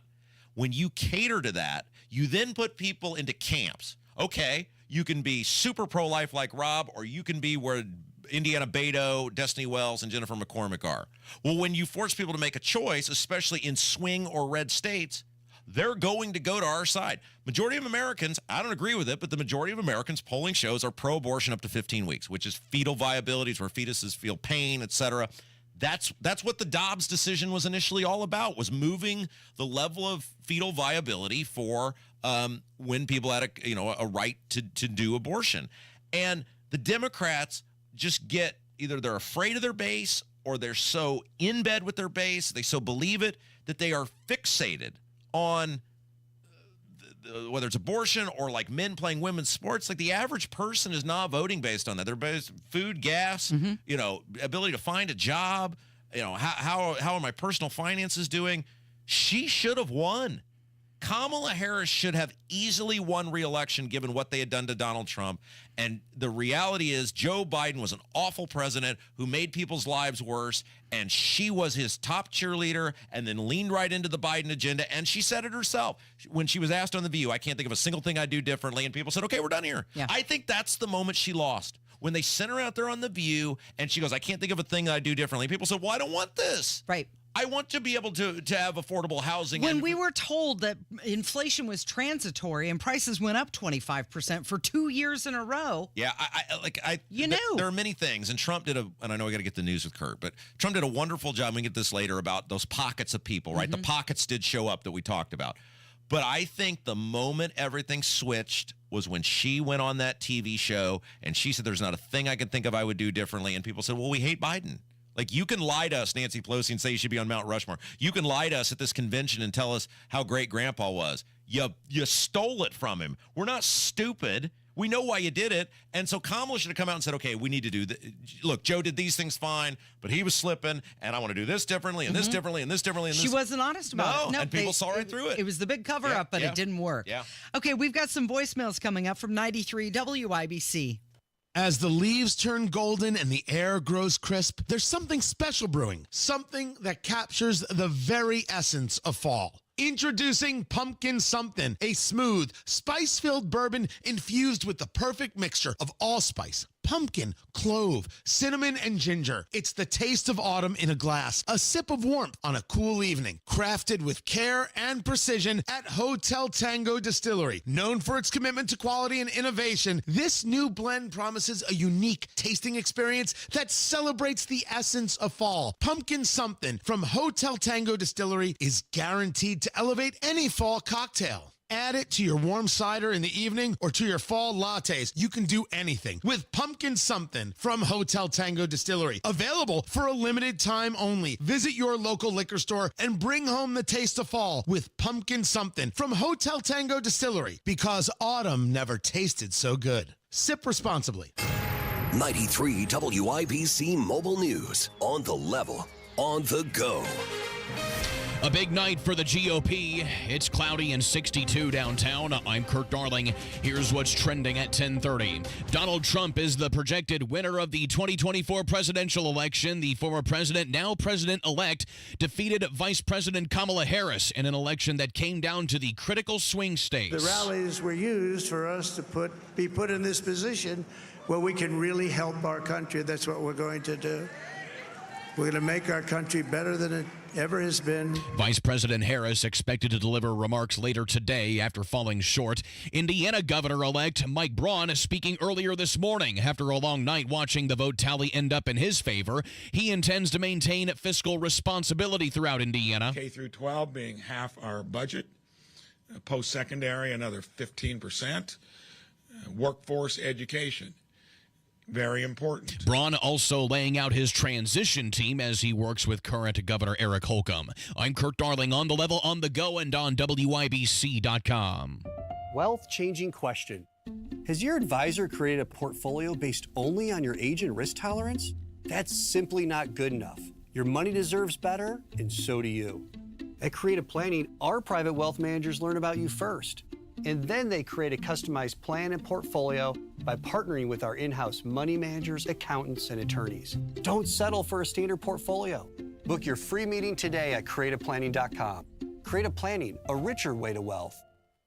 Looking for a great place to go for car care? Hi, this is Lonnie Hinkle from Jiffy Lube, and I'd like to share the top 5 reasons that every Hoosier should trust Jiffy Lube to help keep their car running safe and well. Number 5, our computer system holds the maintenance data for every make and model. We know exactly what your car needs and when it needs to be done. Number 4, Jiffy Lube's training system is in the Training Magazine Hall of Fame. Along with companies like Ritz-Carlton, Starbucks, and Nordstrom's, our team does the job right. Number 3, you never need an appointment. We are ready to serve you whenever it works best for you, so come on in and see us. Number 2, Jiffy Lube accepts competitor coupons so you can get our great service at the desperate price of our competitors. And number 1, Jiffy Lube is a one-stop maintenance shop, and we make it easy for you to take great care of your car. Avoid the repair shop by getting your maintenance done at Jiffy Lube. And we now offer brakes, tires, tune-ups, and minor repairs at most stores. So head to Jiffy Lube. There's really no reason to take your car anywhere else. Hey guys, it's Rob for Life Church. Man, we love Life Church. Had an awesome time yesterday watching Life Church. Yeah, that's right. I said watching Life Church. And it's one of the many things I love about Life Church is the incredible online services. so you can check everything out for yourself, and you never have to leave the comfort of your own living room. Life Church is warm. They're welcoming. They'd love the opportunity to meet and welcome you and your family. Many WIBC listeners have found a home at Life Church over the years, and check it out. Check it out from home.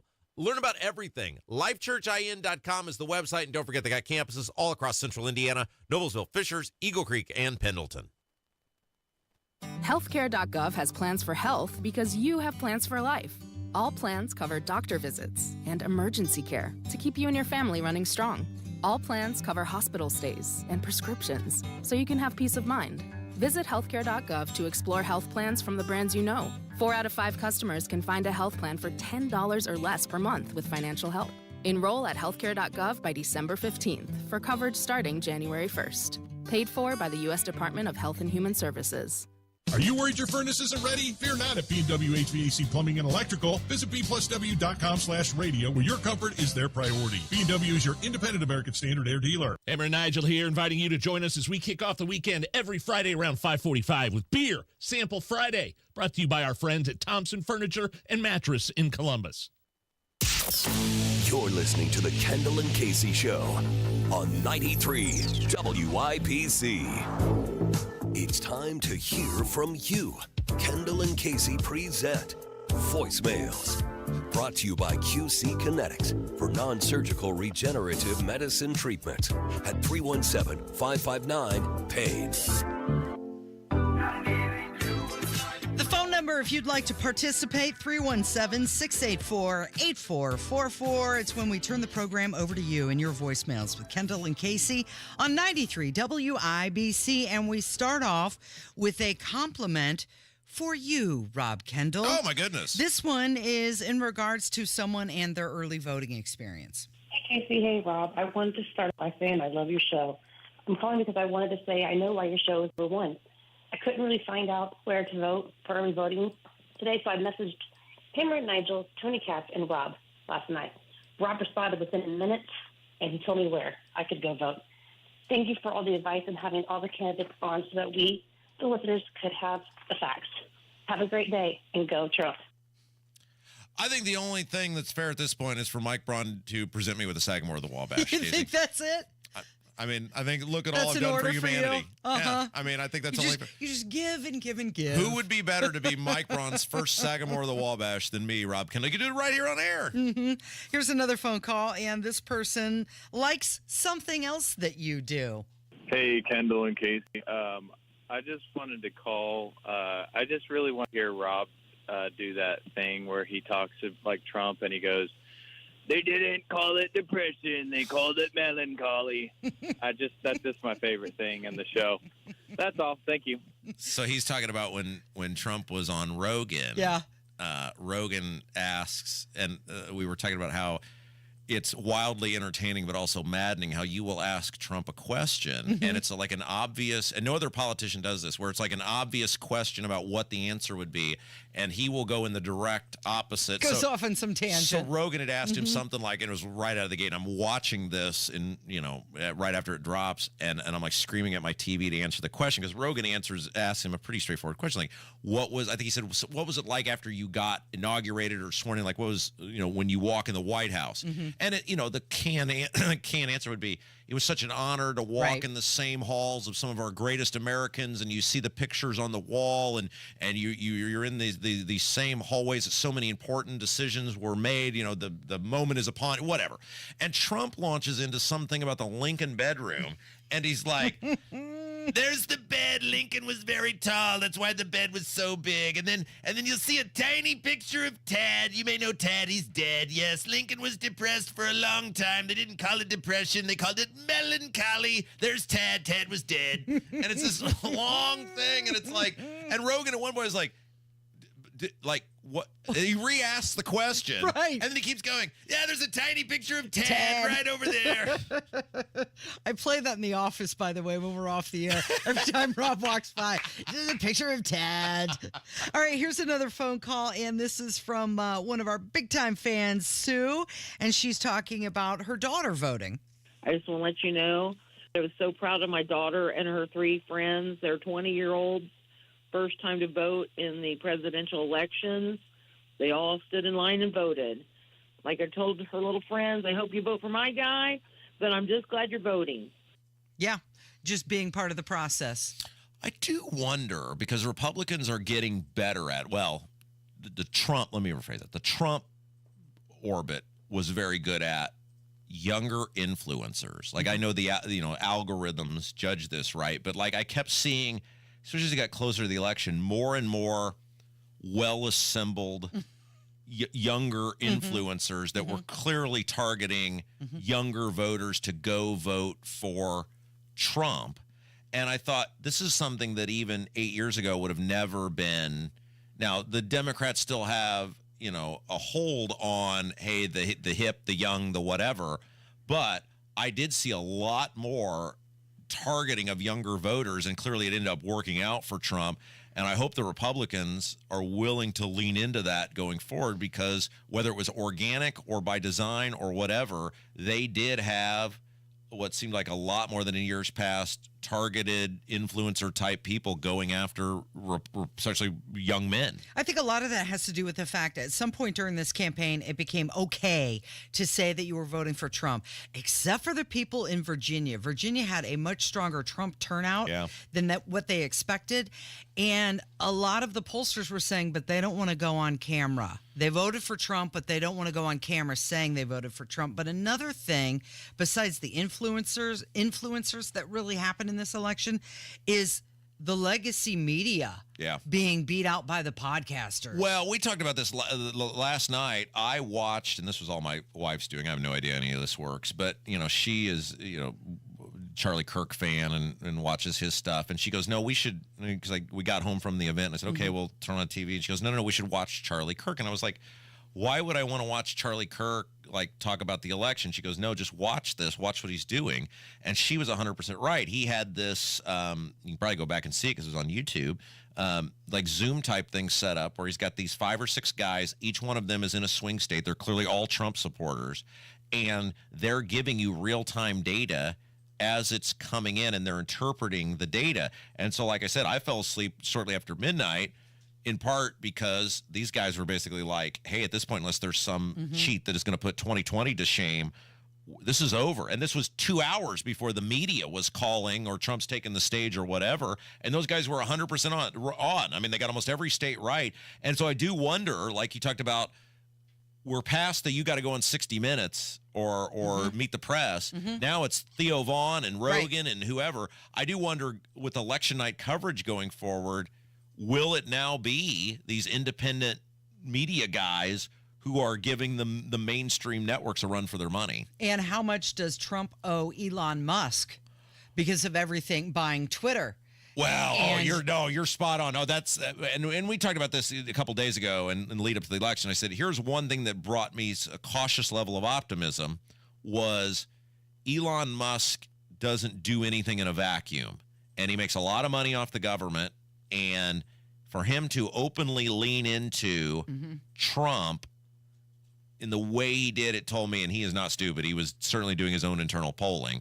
He saw something there, and to lean in the way in which he did, he knew something was up, and he's ultimately that's a proven correct. whole other conversation we can have about that relationship. He just didn't accidentally do that and go, I'm going to risk everything and billions of dollars. No, he knew what was going on. All right, we've got time for one more phone call, and this one, clearly our cameras aren't working on our YouTube feed today. Yeah. You can still listen if you type in Kendall and Casey into the YouTube search bar. The audio is there. Yeah, but here's somebody wants to call about all the problems that we've been having around here. They're doing caller roulette on Hammer and Nigel. Their phone doesn't work, and your phone does work, but both phone lines are in the same building. And Rob, you're right about all the complaining you do about, this and that about the bathrooms, Pepsi machine, blah, blah, blah. You're right. If you got 2 phones and only one of them works in the same dang on building, something's wrong. You guys need a new maintenance man. I can give you a number for that. You guys have a good day. Look, I mean, all I'm saying is we're the #1 rated radio station in the city. We're the #1 show in our time slot. And we're doing it with one arm tied behind our back. I mean, I'm not saying that that we should get a Marconi. I'm just saying. You would never say that. I'm just saying. It's pretty darn impressive. Hammer's going to join us next. It's 93 WIBC. Attention! Have you racked up $10,000 or more in credit card debt? Are you barely getting by making minimum payments? With credit card debt reaching all-time highs, National Debt Relief is notifying consumers about significant debt relief options currently being made available to help those with overwhelming credit card debt. These options may reduce a large portion of credit card debt for those who qualify. You don't need to declare bankruptcy or take out a consolidation loan, and you may only have to pay back a fraction of what you owe, even if you have bad credit. National Debt Relief has already reduced the credit card debt for more than 550,000 consumers, so don't wait. If you owe $10,000, $20,000, or even $100,000 in credit card debt, you can now take advantage of this financial debt relief as the cost of living continues to skyrocket. To check what debt reduction you may qualify for, call 800-881-6464. 800-881-6464. Again, that's 800-881-6464. Hear from you. Lovebirds, you're in for a treat. With your holiday proposal just around the corner, Shane Company is here to help you create your dream engagement ring. This is your moment. Let's make it magical. Through 4 generations as a family business, we've helped tons of couples find a beautiful engagement ring for a price that works with their budget. We've always sourced diamonds directly, cut out the middleman, and passed the savings on to you. At Shane Company, we have the widest selection of ring settings and center stones, in stock and ready to compare side by side. It's so easy. Choose a look that brings your vision to life. From classic styles to modern designs, we have them all. Then pick out a natural or lab-grown diamond, a sapphire in your favorite color, or a vibrant gemstone like ruby or amethyst. With our everyday competitive prices and free lifetime warranty, your forever after is safe with us. Visit shaneco.com and come see us in store. We've got your dream ring and fine jewelry gifts for everyone on your list. Shane Company, your friend and jeweler. It is November, and that means Christmas is right around the corner. And this year, for Christmas, give yourself something. Give yourself the gift of getting your confidence back. And if you're a dude, you might be able to do that by heading over to We Grow Hair Indie. Now, let me tell you how this works. And I know from experience because I've done it. You call today, 317-522-2995. 317-522-2995. And when you call, you're going to schedule a totally free, no hassle, no obligation consultation. Then you're going to head over to We Grow Hair Indie. They're going to take a look at what's going on the top of your head, and they're going to give you some suggestions on how they might be able to improve that. And then you take all the information, you make the call. It really is that simple. And in the meantime, you can see how other guys have gotten their confidence back by heading over to WeGrowHairIndie.com. WeGrowHairIndie.com. Don't wait. Call today, 317-522-2995. 317-522-2995. WeGrowHairIndie.com. Tell them Rob sent you. Fellas, if you're not upbeat like you used to be, it could be low testosterone. It affects our moods. Testosterone therapy, or TRT, can help you get back to your best. Guys have different T levels. We're not all the same. Don't go for TRT referred to as a standard dosage plan. Ask. There's a difference. Look for TRT with an optimized personal treatment plan like you'll get with the experts at Low T Center. Go to lowtcenter.com. Book that appointment. Low T Center, reinventing men's healthcare. Hey guys, it's Rob Kendall. Give back November 21st at Hi-Fi. Get tickets to a celebrity bartender toast to Moselle Sanders, powered by Jack Daniels. A night of community, Jack Daniels cocktails, and fighting food insecurity. Sample signature cocktails crafted by celebrity bartenders, all working to help raise $10,000 to feed 10,000 people this Thanksgiving through the Moselle Sanders Foundation. Tickets start at $20, with all proceeds benefiting Moselle Sanders Foundation's mission to support families in need. Get tickets at hifiindy.com. Retired or retiring soon? How much money do you need to live comfortably? Retirement Planners of America is here for you. Would you like to have financial peace of mind? Here's how. Step 1. Find out the amount of money you'll need to retire. Step 2. Have a plan to get there. Step 3. Make sure that plan can take advantage of market gains but protect you from market losses. Discover how to do all three with a free consultation at 800-508-6108. That's 800-508-6108. All investments involve risk, including losses. Past performance does not guarantee future future results. Sundown Gardens fall sale continues. 30 to 50% off trees and shrubs in stock. 186th Street, Spring Mill Road in Westfield, sundown.gardens.com. Check out what's going on with 93 WIBC. Join Tony Katz and Fingers Malloy for a live Eat, Drink, Smoke show at Nikki Blaine's Cocktail Lounge on Saturday, November 9th from 4 to 6 p.m., courtesy of Hotel Tango Distillery. More info online at WIBC.com. So it is being reported that Kamala Harris will give a speech tonight at 6 p.m., a concession speech. But the election night radio broadcast last night with the Hammer and Nigel program was excellent. Thank you so much. Again, we said this on our show, and I know you guys believe it too. The reason this station is number one, the reason our shows are number one, is we surround ourselves with some pretty good people too. Mm-hmm. You know, we bust our butts on our shows, but the guests we have on and the people that we have to bring some information in are amazing. And we had full team coverage last night. Yeah, you and did. everybody from the WIBC newsroom to Spanglish to Ethan to Jeff Boggs and everybody in between, Tony Kennett, they brought something last night, and it was I'm very proud of the effort we put out last night. Yeah, you guys did a great job. I was on my way to the Braun Beckwith thing at the JW Marriott. I didn't want to get out of the car. Look at you guys going to all these things. Yeah, it was fancy schmancy night. But I wanted to listen to the Hammer and Nigel show more. Cousin Eddie is back in. I mean, boy, can you imagine the looks on those people next year when we show up to broadcast from the pig outside the lieutenant governor's office? Are we going to need a permit for that? It's a new day. And, so what's going to happen when Malik Mohammed leads an angry mob up the street to the Braun Beckwith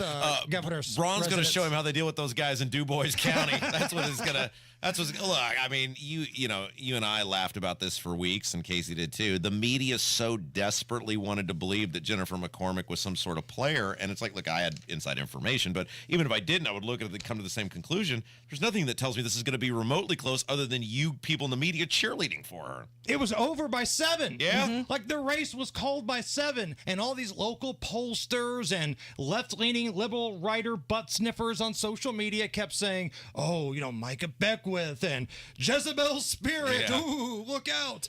And it was over by 7. Like, it didn't even make it, like, by the time I took a leak and got in my car to leave last night, it was already called. Well, and this is because in the Star, who was the kind of the driver on this, they have their pocket of people who believe in their fairly radical, the way their editorialists believe, which are fairly radical. And we've said before, the Star does a nice job with some of its straight reporting, but there's nothing outside of their bubble. They're not attracting people. They're not bringing people in. There's a reason they're in some of the trouble they've been in, which has been reported on, and as a company and local newspapers and et cetera. And they're just not driving people outside of that. People like Micah Beckwith. He was a huge help to Mike Braun's campaign. Other than Kamala Harris, the biggest loser last night, and I think you guys talked a little bit about this, is legacy type of media, right? Yeah. Predominantly, I'm talking about at a national level. There's a reason why Morning Joe is melting down. There's a reason why those hogs on The View are going to melt down this afternoon, because they see their influence slipping away to people with podcasts. Yeah. And they don't understand it. It drives them nuts. And this is a thing moving forward. And that was one thing I thought Donald Trump was very smart at. And we're hearing that it was really Barron Trump that pushed the old man to do these fun type of podcasts, as opposed to sitting down with networks that hate him. Yeah, but this is why I think what we do is so special, because WIBC is obviously a heritage radio station, but we still drive the agenda here. I mean, look at obviously Braun came on your show several times. He comes on our show. He did the property tax announcement on our show. WIBC has sort of merged that, because you guys started as a podcast. Hammer and Nigel started as a podcast, and we sort of merged that together of the legacy and love of WIBC, but yet the enthusiasm you sometimes see with the more non-traditional podcast type of media. And we're local, too. We will, I think, do a pretty good job of ripping both sides. Now, we are counter punchers here, too, right? Like, if you don't think we're not going to punch back, ask Channel 13. Yeah. Ask some of these people, which brings me to some of the crap that I see on social media today. All of these lefties who, for the last 4 years, have been calling, people who wanted a secure border, lower costs, things like that, Hitler, Nazis, all this Fascist. bullcrap, fascist, things they have no idea of what they're talking about, are now all in their feelings. Yeah. They're crying. They're talking about how women don't have rights anymore. Shut the hell up. You have no idea what you're talking about. Zero. Like, for the last 4 years, I've had to sit back and take it, just like all of you have. Yep. Like all of your buddies, all of your friends, all the trolls sending you the memes, calling you this, calling you that. You've got writers at Politico, writers at the Star going off this or that. Well, we're not taking that anymore. Right. And last night, I think America said, we are done with this bullcrap. We're done with high costs. We're done with this radical agenda. We're done with dudes dressing in the girls' locker room. So if you want to cry about abortion or whatever, you're fine. But you don't get to say a damn word to people like us who have been paying our tax money for all of this ridiculous bullcrap. On behalf of the law-abiding citizens who have been name-called for the last 4 years, bite me. Yeah, and look, like the abortion thing is such an interesting thing to me because Ruth Bader Ginsburg, who's a super liberal justice, said Roe was wrongly decided. It should be an issue to the states. That's what happened. Indiana has a more pro-life law than Illinois does, and it really empowers the people to make those laws what they want to make It's them. not being mandated from the federal government, unlike the vaccines were. Right. Well, great point, Casey, right? Like my body, my choice stuff, unless people like you both, because you both were in this, Right. felt like you were pressured into getting vaccine, or you're going to not be able to afford to pay for food for your family. And it's very selective of which women's rights they want to cry about, right? So abortion, tears rolling down, fine. But illegals that are committing crimes, coming across, committing rapes, murdering people, oh, you're all right with that? All right, fine. It's weird to me. It's very weird to me. I just, and we talk about Dudes this. dressing in your daughter's locker room. You're perfectly fine with that. Yeah. But apparently, I've been told by the media, it's just body after body lying in the streets because of people who couldn't get abortion. So full of bullcrap. Bite me. I'm done with it. It is. And, like I said, what happened after we lost in 2020? We came to work the next day. We're like, here we are. This is our job. Were tears coming down my eyes? Right. Were tears coming down your eyes? No. Absolutely. I mean, we took a lot of crap. Yeah. I mean, I went 0-5 in a gambling week this year. So did you. We took it like men. Yeah, I did the show this week. I didn't run from it. Some of us took it better than others, but we took it like men. I took the golden sombrero music. That's what we do, right? What's coming up this afternoon? More of what we're talking about here. A line was drawn in the sand last night. People fought back, and we're going to talk about that. Plus, the defense has rested in the Delphi trial. Oh, boy. Casey, when we come back, can we ponder where 18 million people went? They just disappeared. Can we ponder that? Sure. It's Kendall and Casey on 93 WIBC. Thanks, Hammer. In the fight against lung cancer, it's game on, game strong. Franciscan Health leads the way with robotic technology to find and treat cancer sooner.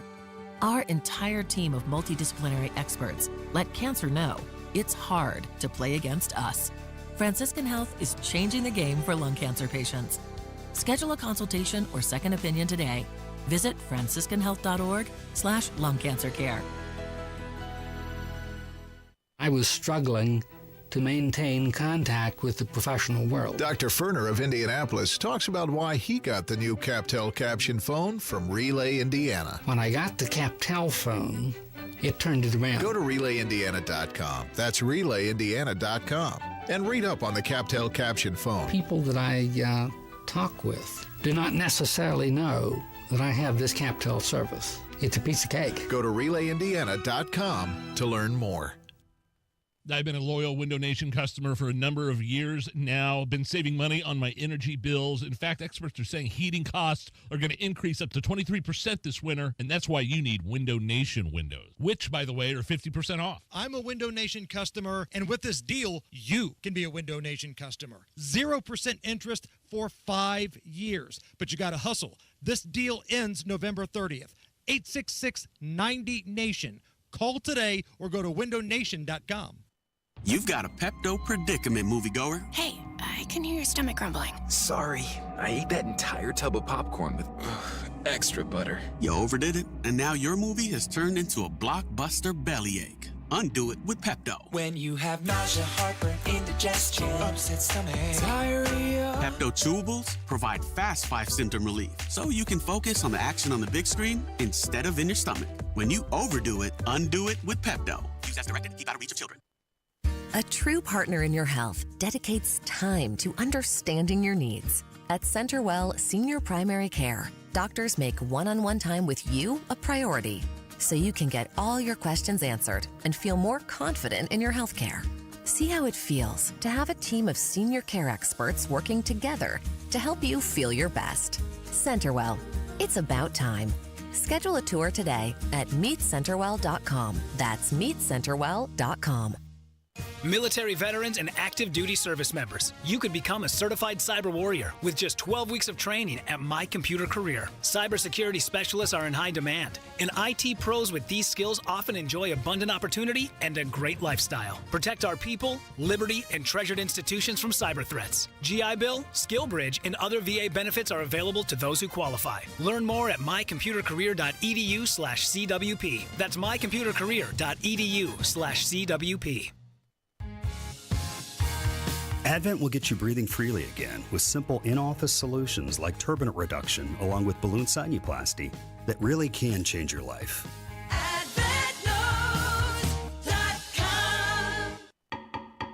Psst. Can you hear me? So can your customers. Get your message heard. Text business to 71007 now. Get results with Radio 1. Coming up in 2 minutes, now that he's elected, what's next for the governor-elect? Plus, the defense has rested.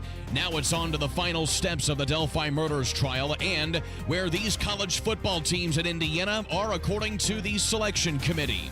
I'm Kurt Darling. That and more coming up from the Technology Recycler Studios after Fox News Radio. You're listening to 93 WIBC, WIBC HD1 Indianapolis. It's 11 o'clock. This is a Fox News alert. It's a celebration day for Republicans.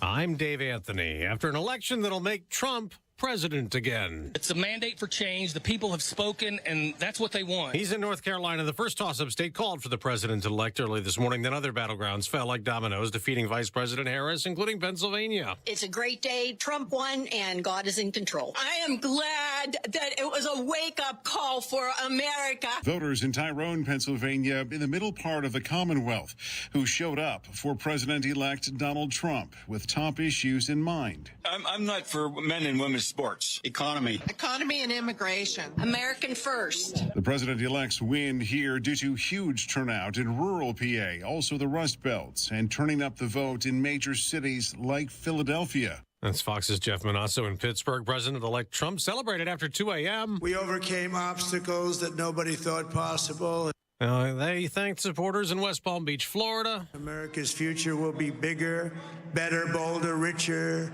safer and stronger than it has ever been before. President-elect Trump has 277 electoral votes, more than enough to win, and he leads in the 4 states still too close to call: Alaska, Arizona, Michigan, and Nevada. We haven't heard yet from Vice President Harris, but she has an event later today at Howard University in Washington. As for President Biden, we were told he was up there in the residence watching returns come in last night. Officials have read out a handful of calls that he made. A majority of them were to candidates in Delaware. He doesn't have anything else on his schedule for the rest of the week, and we don't know exactly when the vice president or Governor Walz are going to talk today, but we do expect her to accept the results. That's Fox's Peter Ducey at the White House. Republicans have also won control of the Senate in the next Congress with at least 52 seats. And there's a big post-election rally on Wall Street. The Dow's up over 1,300 points. The NASDAQ, the S&P 500 have hit record highs. America's listening to Fox News. 93 WIBC Mobile News. On the level. On the go. He's getting organized. It's 63 and partly cloudy downtown. I'm Kurt Darling. Here's what's trending at 11:02. Mike Braun will be your next governor. Since last night, he's had the wheels turning and getting his transition team put together. Whoever we have on the transition team will be people that understand that it's going to be my vision of being an entrepreneurial governor that's going to be conservative on the financial side, but very entrepreneurial on the problem-fixing side. He says he's ready to get to work with Republicans, but also help along any good ideas that he finds from the other side of the aisle. The man who will be taking his seat in the Senate in Washington is Jim Banks. This is an incredible honor. I don't take it lightly, but it's not possible without all of your support. So that truly thank you from the bottom of my heart. He leaves the U.S. House. Also, Todd Rokita, re-elected to the Attorney General spot, defeating Democrat Destiny Wells.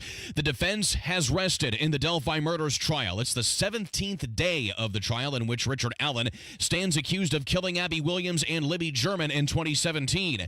Now that the defense has rested, there are a few more procedural steps that need to happen, but closing arguments could happen later today or tomorrow.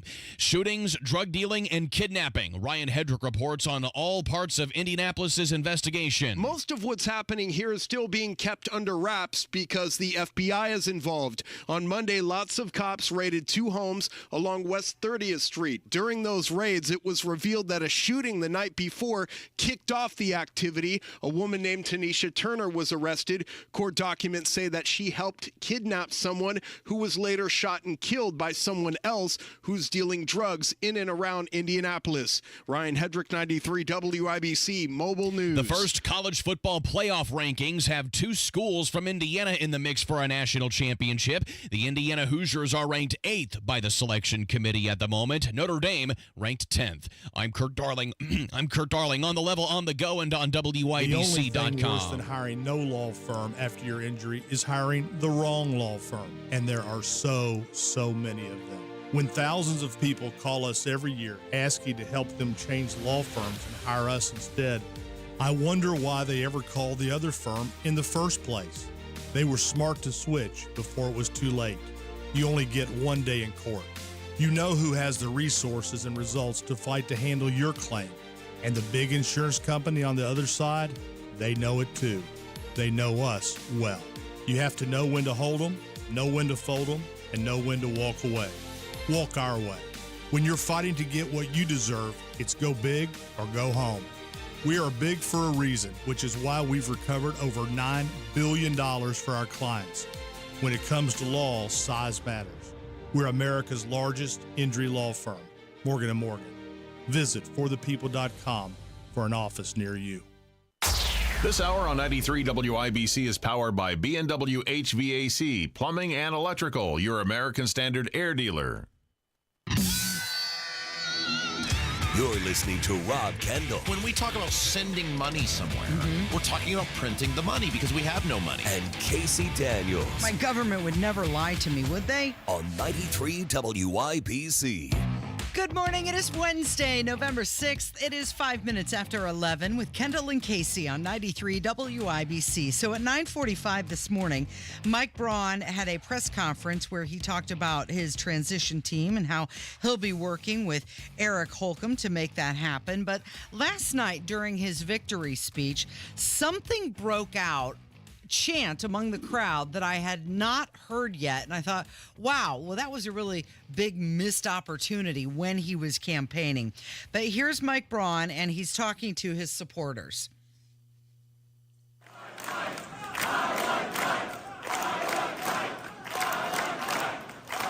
I like Mike. Where were they with that? Well, the Pence used that in 2012, and so he probably didn't want to be lumped in with Pence. So yesterday, Mike Braun won, in large part because of our audience, with a clear mandate to pass property tax reform. He far eclipsed what anybody in the media said he was going to get, other than us. And now, we talked about that 50% threshold. You know, we were honest brokers with our audience. I said, we need to drive Braun over the finish line and above 50% so that he enters the State House next year with a clear mandate to seal the deal on major and meaningful property tax reform, which centers around the idea of resetting those tax bills to 2021 levels and capping the growth. Period, full stop, without debate, without discussion. And Braun made that the central part of his campaign. He won with an overwhelming majority, and now he enters the State House with the ability to tell Todd Houston and Rod Bray, the people have spoken on property tax reform, and they want meaningful relief. He said, we're going to take Indiana to places we've never seen before. Something else that he did during his speech last night, which I always appreciate, is when someone like him will acknowledge their spouse. And he did give his wife, Maureen, her moment in the speech.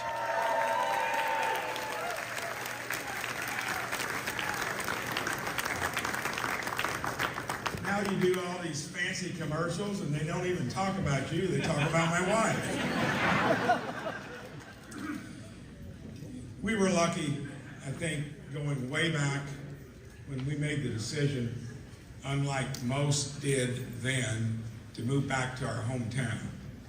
And when we did that, that set the stage for everything else that followed. So he obviously thanked her, and there was a nice touching moment when they kind of leaned into each other. But let's talk about some of the other races that happened, because we haven't even mentioned these. Yep. Jim Banks won last night as well, 58 to 38%. Yeah, I mean, look, the woman he ran against, I mean, you wouldn't have known her if she walked. I mean, I don't think if she walked past me, and I cover this stuff closely for a living, I would know she was a horrible candidate. I have no idea why the Democrats couldn't have run someone better. And then, again, with the Libertarians, I mean, I love Andy Horning. I've known him for a very long time, but Andy has been running for stuff since the earth was young. And you look at the bounce back from these Libertarians off of that Rainwater 2020 momentum. Jeff Moore was a good candidate, didn't raise any money. Then you have Seniak, nice guy, but looked like Garth from Wayne's World when he was on that debate stage. And now Andy. And it's like, you guys did nothing to show the public at large that you're serious people and that you are wanting to build on momentum. And the public finally said, okay, we dabbled in that. That was fun for an election cycle, and we're officially done. And Libertarians now are back to a 2 to 3% vote party. I mean, Rainwater did a little better than that, but that was all holdover from 2020. And then just what a wasted opportunity to make meaningful difference in the state of Indiana. And the Libertarians, as they always do, they totally blew it. Were you surprised that Jim Banks was not at the GOP event last night in Indianapolis? He remained in Allen County. No, Banks is a jerk, and so it doesn't surprise me that he would do whatever he wanted to do and not be around the people that helped him. And look, all I'm telling you about Banks is good luck if you think you're getting any accountability out of this guy, because if you will not stand on a stage and debate, we're talking 20 minutes of content in an hour debate if there's 3 people. You're talking 20 minutes. That guy was so arrogant and so self-absorbed that he wouldn't stand on a debate stage and he got rewarded for it. So you have no one to blame. I am telling you right now, you are in for a rude awakening with Jim Banks, because that dude has been given a blank check to be as unaccountable as he wants to be, and you're not going to do anything to him. Todd Young was at the event last night. Now, you had a little interaction with him. Is that right? I wouldn't really call it an interaction. More just he acknowledged my existence. Oh, I thought he said, hey, girl. It was kind of a hey girl thing. I was waiting down in the lobby for the dude to park the car. And did he know who you were? He walked by and he gave me a funny look, then I kind of looked at him, and then he kind of looked at me again and smiled and hi. So it's like a When Harry Met Sally type of thing. Yeah, and then he walked off. But he did tweet out. He said, "Congrats to Jim Banks on becoming Indiana's next U.S. Senator. I look forward to working together in the years ahead on issues important to Hoosiers and our national security." Look, all I know about Jim Banks is he voted for Kevin McCarthy 15 times. I mean, you can take with that what you want. You know, he voted for Kevin McCarthy 15 times. He voted for this Mike Johnson character. He wouldn't debate. He didn't even campaign, really. I mean, now, if your goal is to win, which that is his, clearly he did that. He is successful in that. He is successful by that standard, and he gets to be a U.S. Senator. And, you know, if you're somebody like Jim Banks who wanted to be in politics since you were old enough to tie your shoes, then we really have the same guy. Todd Young and Jim Banks are 2 guys who, since they were running around in diapers, wanted to be able to be in politics, and look at them both. They're both U.S. senators. Okay, so Todd Rokita won Attorney General last night, 59 to 40%.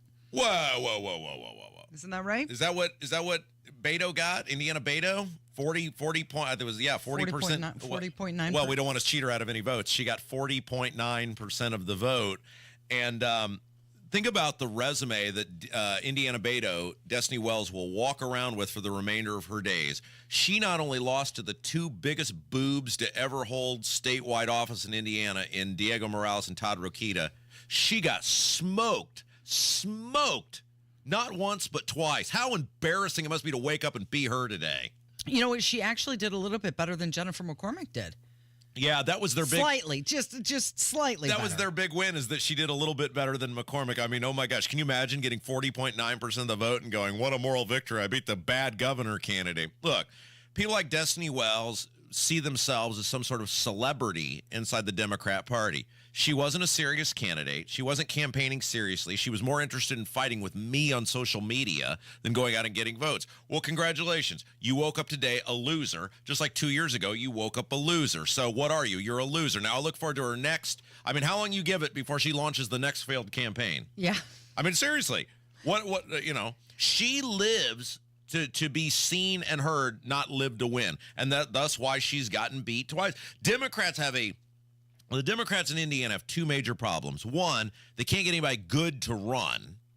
And two, which all the huffing and puffing about what a great candidate McCormick was, clearly not, because Braun was not a good candidate in terms of how they ran that campaign, and he smoked her, right? Obviously, Destiny Wells is a horrible candidate. Look at who she's lost to in resounding fashion twice. The Democrats have two problems. They have a candidate problem and a messaging problem. They didn't win any of those jump ball house races. Danny Lopez won. Hunter, I almost said Hunter Pence. He's a baseball player. Hunter Smith won. Becky Cash won. And these are all these purplish suburban districts that the Democrats, they didn't get any of them. So you have a messaging problem and a candidate problem, and I don't see anything in the future of the Democrats in this state that shows we have heard the message of what people want to hear about, and we will put forward candidates who will talk about those things. So Victoria Spartz won, and Andre Carson won again in Marion County. And Marion County had a very low voter turnout, 49.9%, according to these are the unofficial results from the Marion County Clerk's Office. Less than 50% voter turnout. Now, I was told that people were on fire in Marion County, and they were just going to really show up in droves, and they were going to, so he got 68, Keebing Carson got 68.2, Schmitz got 29. But look at what a disaster the Marion County and John Schmitz is a heck of a nice guy, and I think he tried as hard as he could. He got a late start because of that chaotic primary. Right. You know, maybe he'd have run from the beginning, gotten 35, right? The Republicans have gerrymandered the House districts to where Carson can't lose and Mervan in the first can't lose, and the Republicans can't lose the other 7. Like, that's what gerrymandering is. It's what it does. You're never going to beat Andre Carson. He knows it. He can hang out with Louis Farrakhan and be as extreme as he wants, and it doesn't matter. Now, but let's talk about what a joke the Marion County GOP is. And I talked to one of the members of the City County Council last night who will remain nameless. Heck of a nice guy. I really enjoyed visiting with him. But the party almost allowed a guy who could soon be facing a bevy of federal charges related to making up donors, just inventing imaginary friends and donors, is now facing charges related to things he posted about Abdul on social media and the thing he said. Yeah. He has a CVS tape of financial judgments, a CVS receipt of financial judgments against him. And if it weren't for our show, that guy probably would have been the GOP's nominee for Congress. And yet the Marion County GOP never – that guy's a precinct committeeman right now, by the way. And the Marion County GOP never says anything. They never denounced him. They never said, this is your Marion County GOP. Nobody takes them serious. They're not serious. And look at – they're not competitive in any of these races. They have 5 or 6 guys on the city county council. Your capital city, the county party of the capital city for the state of Indiana, and they're just totally non-existent.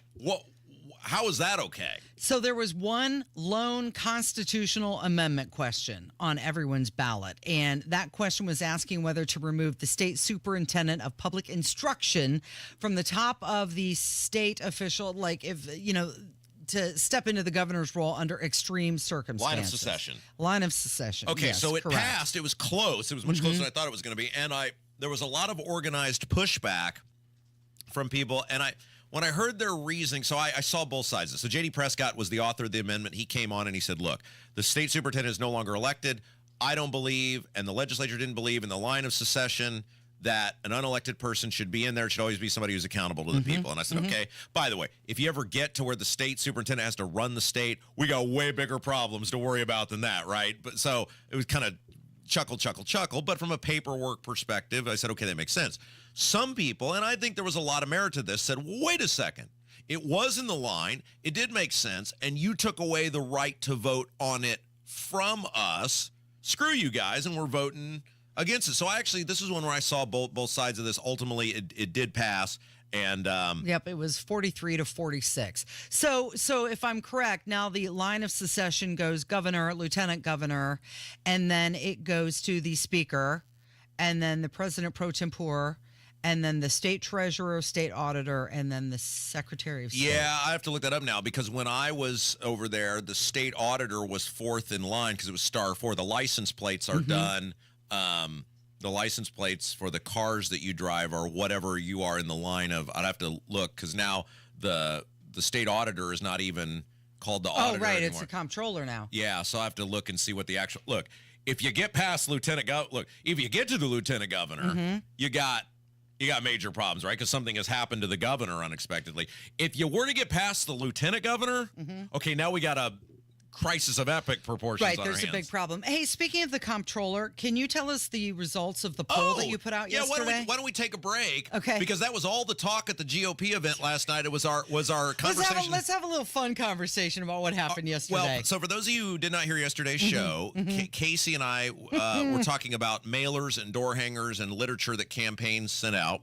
And I have been adamant for years that unless you are what I would deem a Broad Ripple 7 or above, you should not put your face on a mailer because only aesthetically pleasing people should have their face on mailers. And then we were walking through, okay, in the whole U.S. Congress, how many people are aesthetically pleasing? We came up with like that Luna Paula, whatever her name is. She's the one seed. Anna Paulina Luna. Yeah, like is it Stefanik? That's okay. Mace, AOC. Yeah. I mean, there was that one guy with his shirt off that you were drooling all over, but I don't even think he's in the Congress anymore.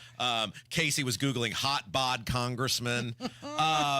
And then we got on the state. So then we came down to a state level and we were walking through, okay, who are the most aesthetically pleasing people in the state government, either House, Senate, or statewide office holders? We narrowed it down to Elise Nishala and Daniel Elliott. Correct. And that was all the talk last night at the thing. And maybe we can talk about the interactions we had with both of them.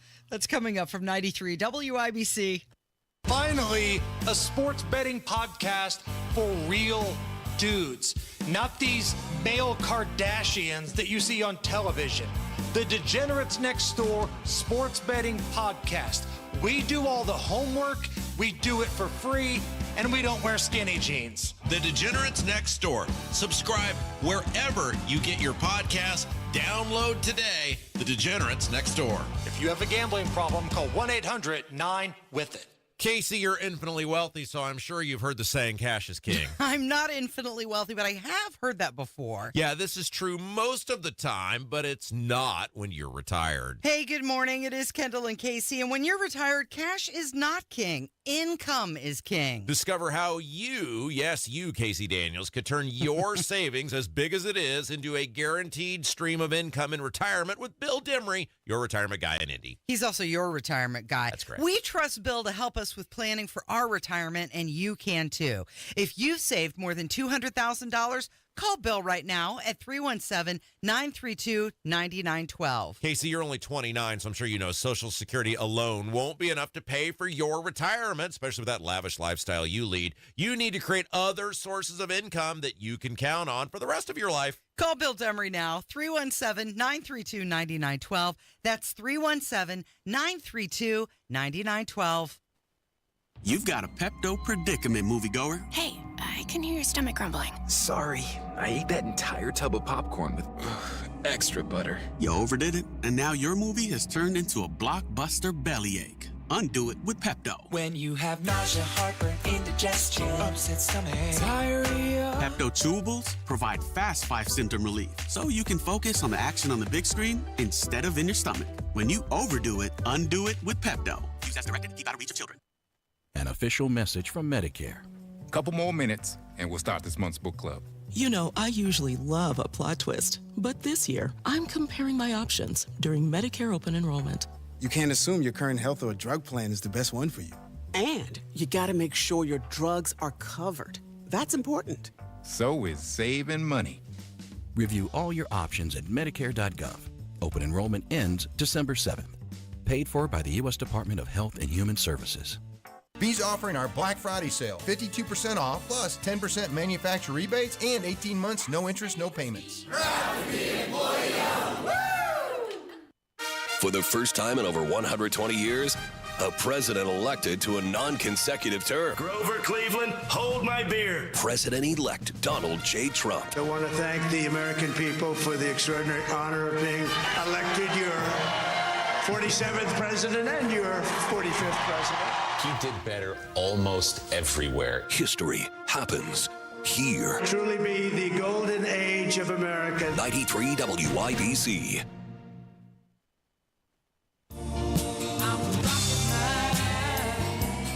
So, Marlon Stutzman was the first to win in the nation last night. He said he was honored to be the first congressional win for the Republicans in the nation. The great people of Indiana's 3rd District are what makes America great, and I'm honored to be their voice in Congress. Now, he was a potential nominee to go on the hot list. Yes, you. All right, so real quick, the Marlin. This is a wild case. You look at how the world is turning. I now not only have one of my best friends as the lieutenant governor, but I love Marlin, and we're super good friends. And now I have one in Congress too. I'm like a puppet master over here. I'm a real power broker these days. Is that what it is? Is that what we're calling it? Marlin. That was great for Marlin. Of course, Marlin was a U.S. rep, very conservative, part of the Freedom Caucus, and ran for U.S. Senate in 2016. Mitch McConnell came in with literally millions and millions and millions of dollars. They ran against him to get Todd Young elected, and then Marlin was kind of out in the cold, and it's sort of like full circle. Marlin ran his farm for several years, and just a genuinely great guy. I got to know Marlin very well when I worked on that Senate race in 2016. That's the one where Todd didn't get the signatures, but they let him stay on the ballot. Right. And now Russ, no, of course not. Disenfranchised, tens of thousands of people to sign for John Rusta, of course, right? But Marlin's in, which is awesome, and Mike is in it. So anyway, I saw John Rust, by the way. He was there. He was there last night. First thing I said to him, they let you in here too? I wanted to look at him and go, I bet you could buy the JW Marriott, couldn't you, Rust, right? So yesterday, and we have the final poll results. Okay. You and I had a rather spirited conversation about who is the most aesthetically pleasing person in Indiana politics or elected person in Indiana politics and government. And so that would have been State House, State Rep, and then the statewide office holders or the Congress people or whatever. Yeah. And this was not, I don't think, publicly well known, but it is now that you swoon over Daniel Elliott. Like you think he's rugged, cowboy, handsome man, which is fine. I love how you exaggerate. So we had a nice conversation last night. Well, they're listeners, and I knew they would hear it when we did it. Abby, his chief of staff, who's a really good guy, and they listen. And so he was, I would have loved, Mrs. Elliott is wonderful, and I would have loved to know how that conversation went. He told me how that conversation with her went. She was upset that we didn't bring his name up sooner. Very good. And so we kind of narrowed it down. And look, I'm sorry, there just are not, and we're honest, right? There are just not many aesthetically pleasing people in politics and government, right? And so we found Elliot, who you're madly in love with, and then we kind of said, well, Elise Nishala, who is the comptroller, who you are madly in love with. Let's be honest. Well, yeah. You always say we're honest brokers here. Yeah, boy, our history together, boy, howdy, right? But anyway, I saw her last night, and she's just a very nice woman. They live on a farm, and she's a super wonderful person, and just salt of the earth. And so I went up to her, and I said, hey, we have a poll going on Twitter right now about whether you're the most aesthetically pleasing person in the State House. And I hate that our cameras are not on today because you can't see me. but she just stares at me as though she had no idea what you were talking about. Right, as though there were turds hanging out of my mouth. You were speaking a foreign language. I had told her that there were aliens in a taxi cab outside the JW Marriott, and I thought, well, maybe she's not processing, so I told it to her again. And she still was like, whatever. Yeah. I shared the escalator up to the event room with her, and I was like, hey, we were talking about you today on the air, and she was just like, oh, yeah, that's important stuff on one of the most consequential days in the country's history. So, yeah. So the results, I actually don't think, I think there's still a little bit of time left to vote at Rob M. Kendall, if you can find it down there on my Twitter feed. She is way ahead of Elliott. Yeah. We could go ahead and declare her the victor, that she's going to win. Right, projected winner. And I really think this should be the goal of both parties over the next 2 years, is to find more aesthetically pleasing people to run for public office. Step up your game. Now, yesterday, I had said Micah Beckwith should be in there as well, but you said, no, he's not in office yet. That's Doesn't true. Count. How about now, Lieutenant Governor-elect? Yeah, that's fine. But I told you, and when I told him this at the event last night, I said I think he's gotten a little chubby on the campaign. I think he needs to really get back into working out. Ouch. Well, he works for me now. I can say whatever I want. I told him that at the He thing does work last for you. night. He works for everyone That's now. right. Mm-hmm. Yeah. So I had Get to work, Micah. I had posted a picture of you and I up at the event, and it got a lot of reaction. And I just want to share some of the comments. How exciting. Yes. If I can. So they only let Rob in because you're with him. Y'all look great. Trump 2024. Look great, guys. Rob, do you have one suit and 8 different ties? That is correct. Be honest. Okay, so here's the deal. I do in a time. I mean, I get dressed up like once every 6 months. Yeah, what's like once a quarter, maybe. It just happened that there were 2 events. I did that event for Mike a couple weeks ago, and then we had this one last night. So it's very rare that I would ever more than once or twice or maybe 3 times at the most a year have to wear clothes that fit. And I have this wonderful blazer that I've had for years and years and years that fits perfect. And I have these pants that they just fit perfectly. Like, do you ever have that do women have this? Kylan, you can get in on this. Do women have this where the pants are the same size but they fit differently? Do you have this? Oh, you ever yeah. have that? Like, your butt kind of molds them exactly to your body. And I think it's maybe who manufactured, but I have this pair of pants that I just know they're going to fit perfect. And so what I do to fix, and then you wear a white shirt under it, and I just wear a different tie every time. It's not like I haven't washed my clothes. So he was right. You do have one suit with 8 different ties. Well, no, technically, here's the thing. I technically have 2 other suits. However, they need to be dry cleaned before I'd wear them again, and I'm just too cheap to go get them dry cleaned. And so every time I'm like, I could just wear this. I mean, I wash my pants and, sure. or whatever. And it was clean. It's not like I'm, failing to bathe or whatever. It's But just a repeat. But I do, yes. I have many, many ties. Now, I used to, see, people forget, I used to dress up all the time, Casey. I had suits and everything else, and I'm out of that phase of my existence. Some more comments. Looking good, guys. Looking good. You too, Rob. Somebody said they probably thought he was your limo driver and didn't expect him to hang around. Somebody said, I hope you drove separately. Rob will be going home with Beckwith. What? I know. And then somebody commented that you and I both had a cocktail in our hands. I had wine. It was free. We were both drinking red wine. No, white wine. Yours was white wine? Yeah. Okay, mine was How many red. wines did you have, lady? I had 1 glass, and somebody actually said, I hope you didn't, you had a designated driver, don't drink and drive. And yes, the dude That's right. drove me. Jim always does. He ordered a Sprite, but because it was a Pepsi venue, he got the Starry, which is the Sprite version. Now, this was weird. I know I got to get to a break. They had wine that was free, but not the beer. I've never seen that before. Usually, like, if someone's going to be free, it's beer, but you had to, I was like, well, I'll take the free stuff. Whatever's free, Larry. Sounds good to me. Somebody else commented that we were definitely peanut butter and jelly. Oh, there you go. Yeah. All right. Hey, when we come back and we find out where 18 million votes went, there are 18 million missing votes, and we need to find them. Keep looking. It's Kendall and Casey on 93 WIBC. 93 WIBC Mobile News. On the level. On the go. He plans to look critically. I'm Kirk Darling. Here's what's trending at 11:30. He's now governor-elect, Mike Braun. He says if you're worried he may go in guns a-blazing and change everything on his first day in office, think again. If there's an agency that's working well, just because it's been part of something else, you'd be silly to do something with it. But I'll look at each one critically. Braun winning easily in the governor's race in last night's election. He'll be sworn in at January 13th. Donald Trump is president-elect again. I will govern by a simple motto: promises made, promises kept. He's been declared the winner of the presidential race over Kamala Harris. He won in all of the key battleground states, including Pennsylvania, North Carolina, Georgia, and Wisconsin. I'm Kirk Darling, on the level, on the go, and on WIBC.com.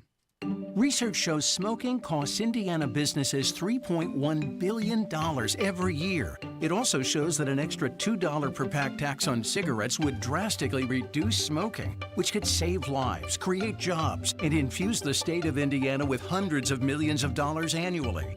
Read the reports from the Richard M. Fairbanks Foundation at thepriceofsmoking.org and see for yourself how an extra $2 per pack tax on cigarettes can have a positive impact on Hoosiers.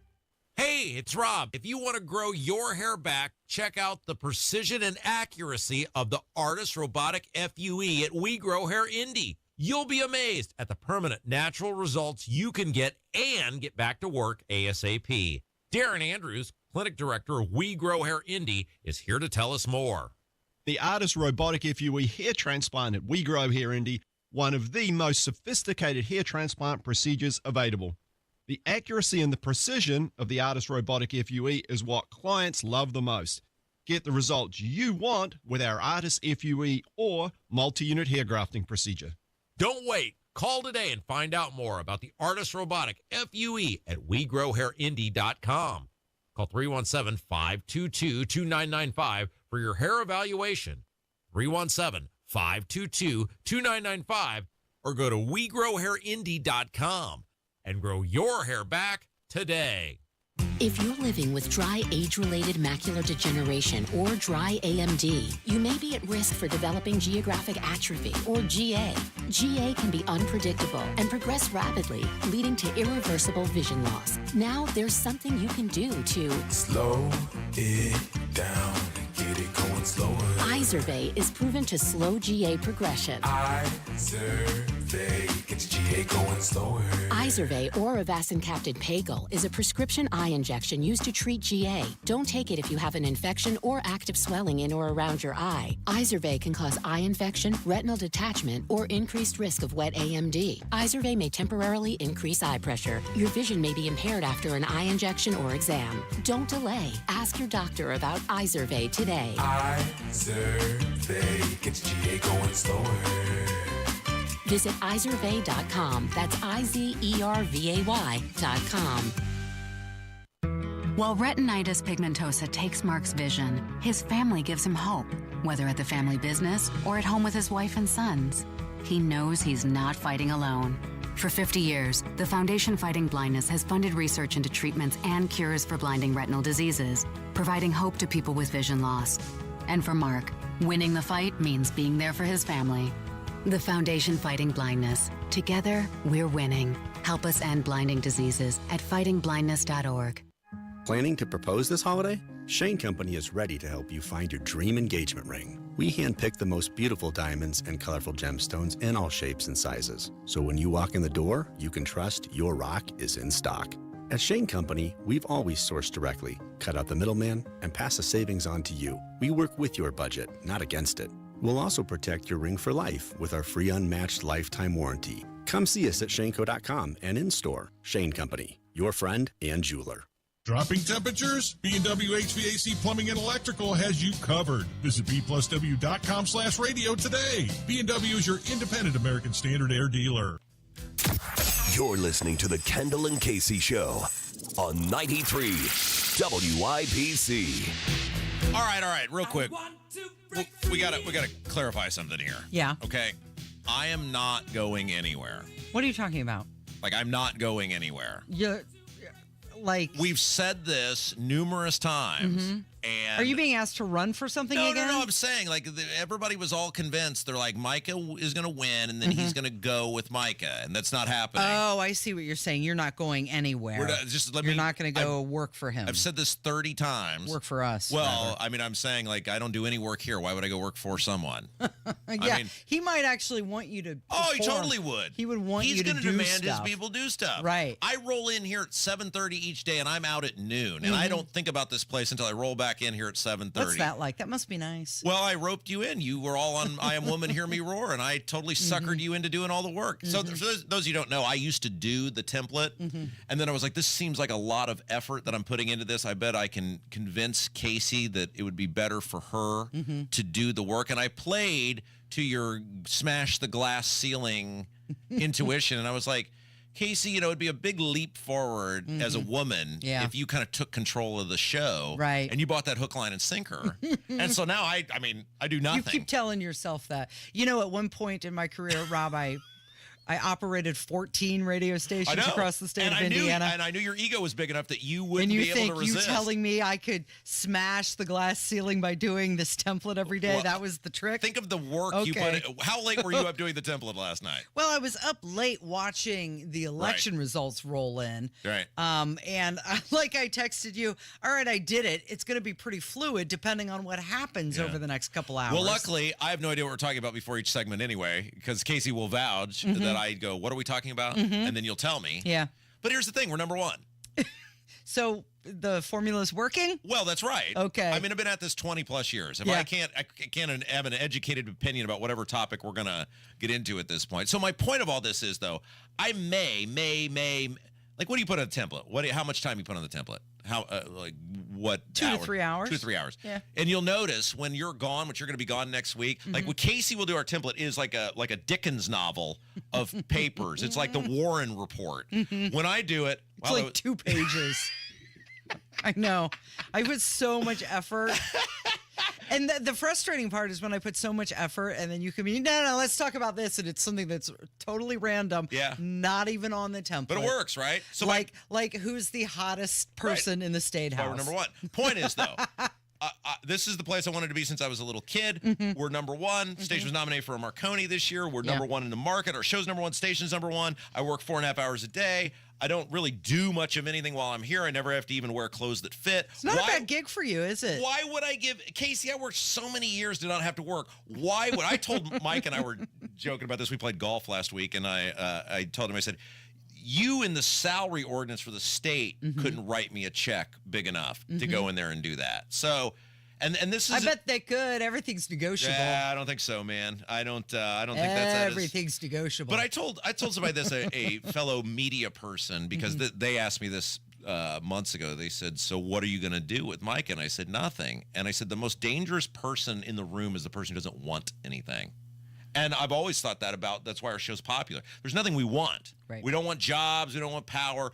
I told this guy, I said, the only thing I want is for the government to burn, right? That is my goal, is to reform government. And so for everybody who has been thinking, no, it's not. We will be here. We'll be here tomorrow.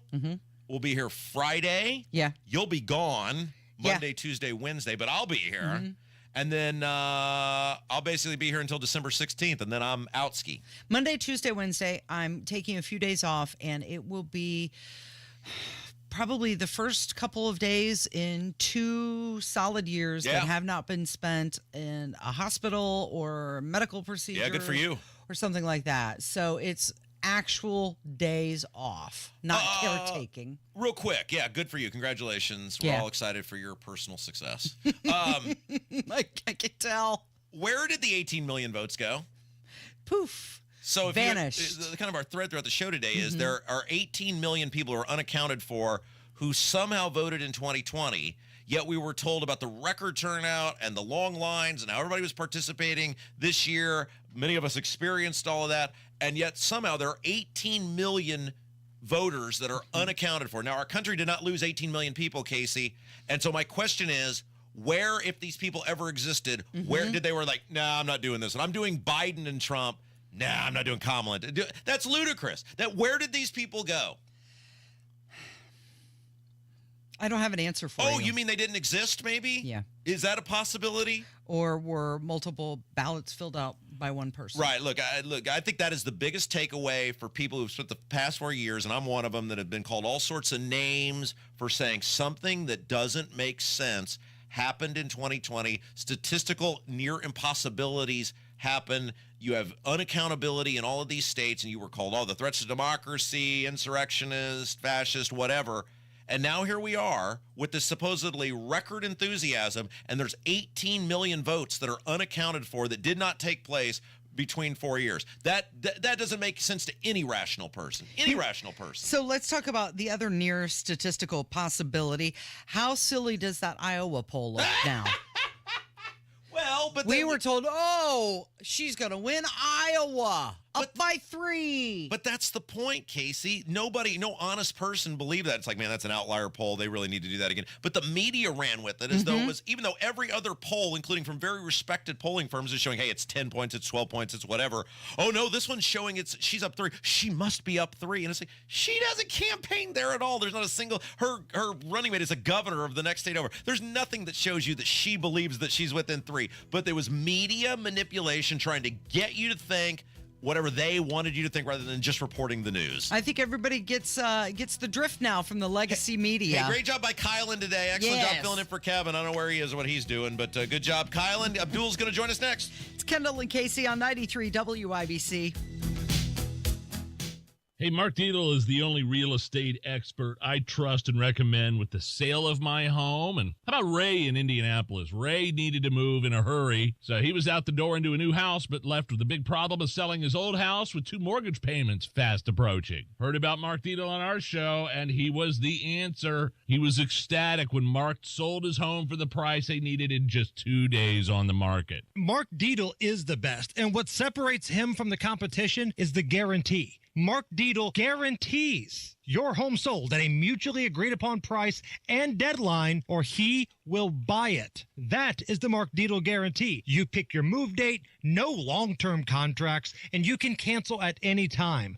Call Mark Dietel today, 755-4232. That's 317-755-4232, or go to markdietel.com. Mark D-I-E-T-E-L, markdietel.com. Tell him Hammer and Nigel sent you. Have you heard the saying, cash is king?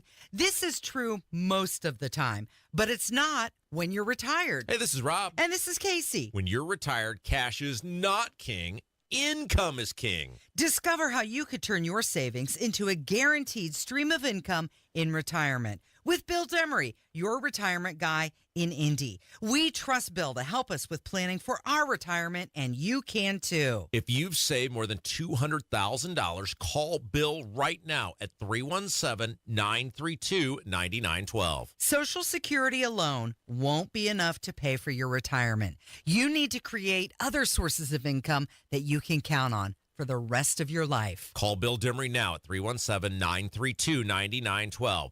That's 317-932-9912. Bill Demery, your retirement guy right here in Indy at 317-932-9912. Think of everything you do to provide for your family. A home, food on the table, healthcare, vacations, and saving for your kids' education. It's all good as long as you're alive, but it's only a drop in the bucket of what they'll need if you die without life insurance. Buying term life insurance is not something you can afford to put off. Call the Term Lifeline now for the lowest possible rates on quality term life insurance. Term life rates are at all-time lows, and we can save you up to 70%. If you already have coverage, you could be paying too much. One call could save you thousands of dollars. We have great rates for smokers, too, or if you have health problems. Providing for today is good, but it's not enough if you die prematurely. Call the Term Lifeline today for a free quote. Protect your family and see if you could save up to 70%. 866-549-TERM. 866-549-TERM. 866-549-TERM. That's 866-549-8376. Furnace on the fritz? Call Howald Heating, Air Conditioning, and Plumbing. Get an honest assessment on your current furnace or a great deal on a new one. Howald Heating, Air Conditioning, and Plumbing, where coming home never felt so good. You can trust your flush to us. Howald Plumbers are the best in the business. Water heaters, leaky faucets or toilets, sump pumps, drain lines. Howald Plumbers keep water flowing. Howald Heating, Air Conditioning, and Plumbing, where coming home never felt so good. It's Hammer and Nigel for Window Nation. Experts say that heating costs are increasing up to 23% this winter. And if your windows aren't from Window Nation, your money is literally going out the window. They have some of the best insulated windows, so your heat stays inside. And right now, get these amazing windows at 50% off. Plus, you could save even more money with 0% interest for 5 years. Hurry, this sale ends November 30th. Schedule your fast in-home estimate right now at 866-90-NATION or go to windownation.com. Miss M's Home and Garden at Sundown Gardens Fall Sale is still on. 30 to 50% off all trees and shrubs in stock so you can finish up that landscaping for next year. If you're thinking about interior holiday decorating, they've got you covered. Stop and shop stunning displays filled with the best quality Christmas decor. Holiday open houses are coming too the weekend before Thanksgiving. That's Miss M's in Bargersville on State Road 135 south of Whiteland Road, MissM'sHomeandGarden.com, and Sundown Gardens, 186th and Spring Mill Road in Westfield, SundownGardens.com. Here's great news, Indy. Rhino Shield is partnered with Green Sky Financing to offer no payments until 2026 for qualified buyers. Call Rhino Shield at 888-RHINO-41. Trans-Siberian Orchestra is making its way back to Gamebridge Fieldhouse on December 19th with an all-new show, The Lost Christmas Eve Tour. For tickets and more information, head to WIBC.com.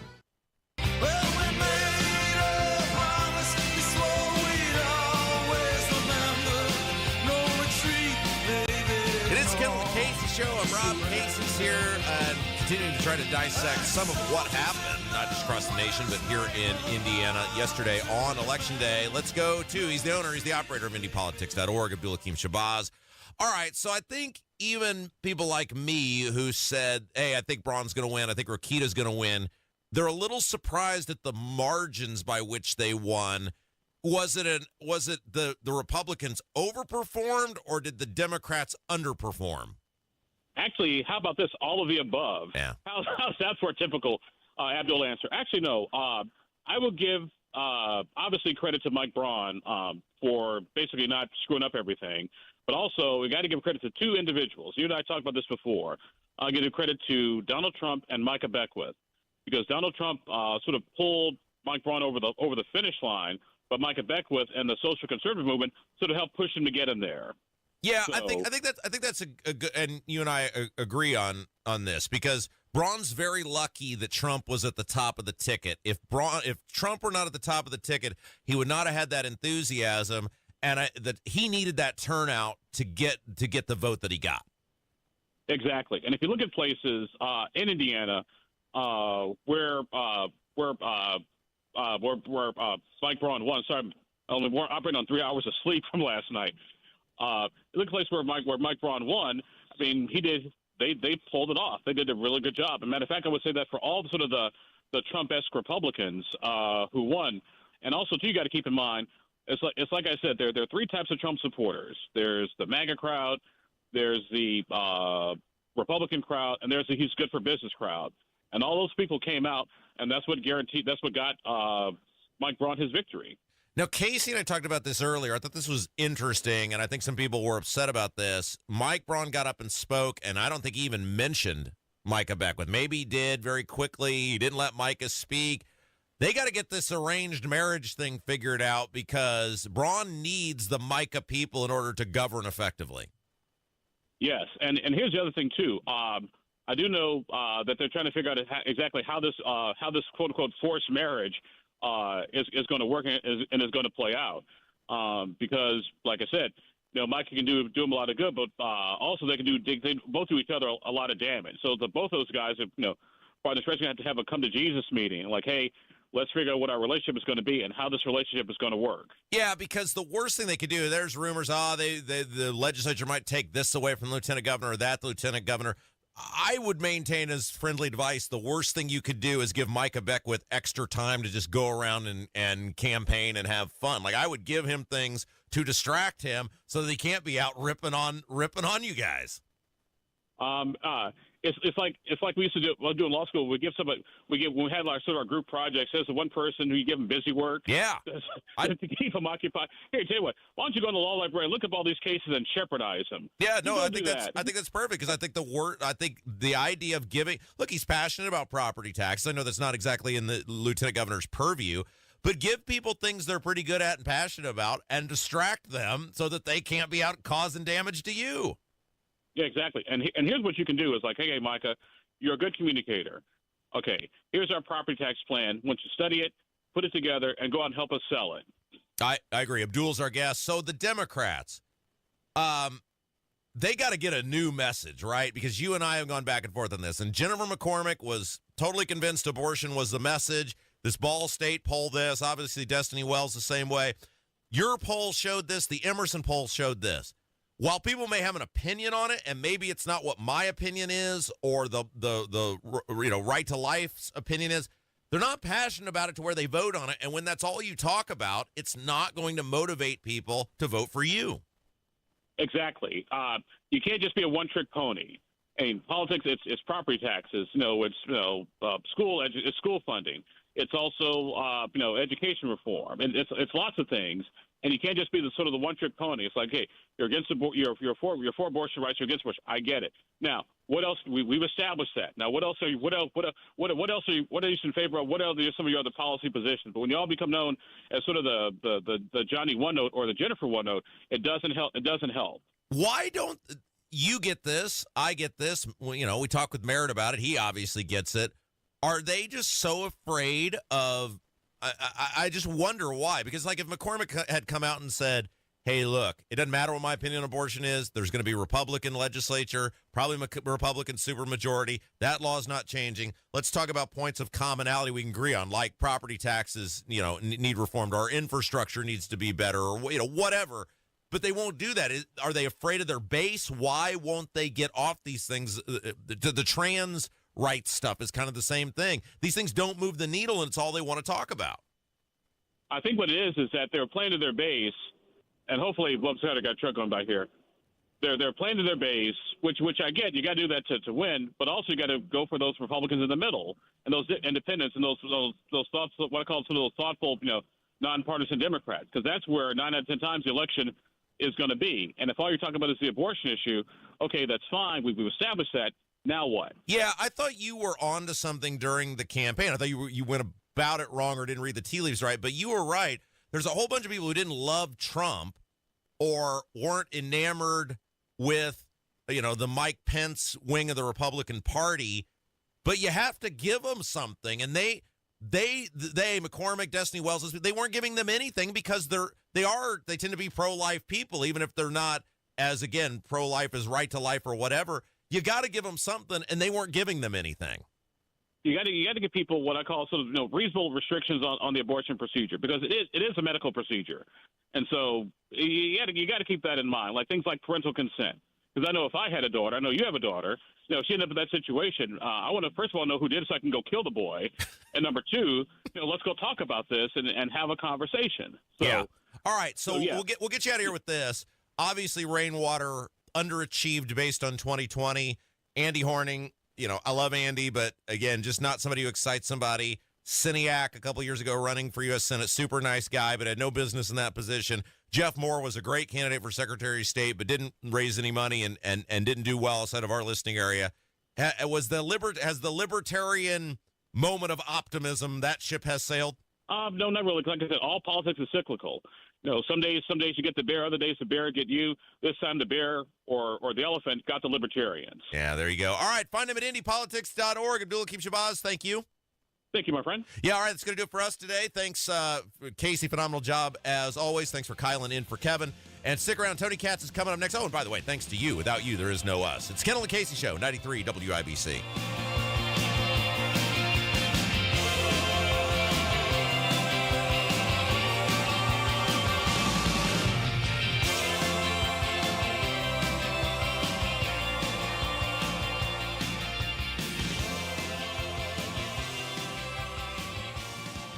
You need better water, really. Why don't you call C&J Water today for a free water analysis and see why you need better water? When you do, You'll get a 10% discount on all C&J Water products to improve your water quality today.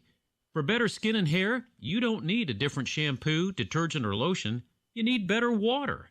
Now's a great time to upgrade. Call C&J Water for great systems and great people too. 317-733-SOFT.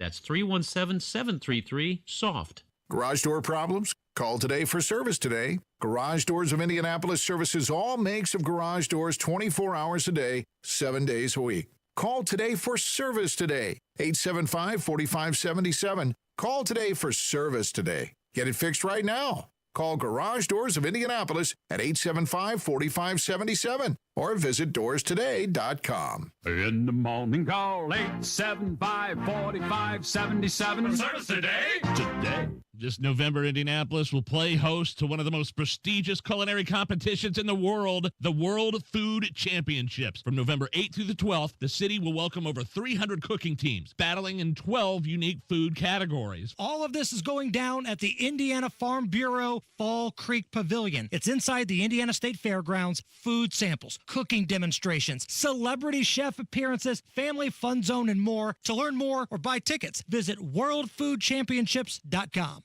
I'm John Morgan. When you call Morgan & Morgan, America's largest injury law firm, your very own army springs into action immediately, 24/7. Our investigators, legal staff, and over 900 lawyers work together to fight to get you the best result as quickly and easily as possible. Insurance companies know who we are, and now you know it too. This firm was built for greatness. This firm was built for you. Injured? Call your army. We're ready to roll. Morgan & Morgan. Visit forthepeople.com for an office near you. Hey, can you blow up some balloons for Jack's party? I can't. I'm so congested. You need Sinex Saline from Vicks. Sinex Saline Nasal Spray. Yeah, just Sinex. Breathe. Sinex Saline instantly clears everyday congestion associated with colds and year-round allergies with a gentle, ultra-fine mist that's no mess and easy to control. Daddy, we need more balloons. On it. Enjoy life's important moments without congestion. Try Sinex Saline from Vicks. Just Sinex. Breathe. Use as directed.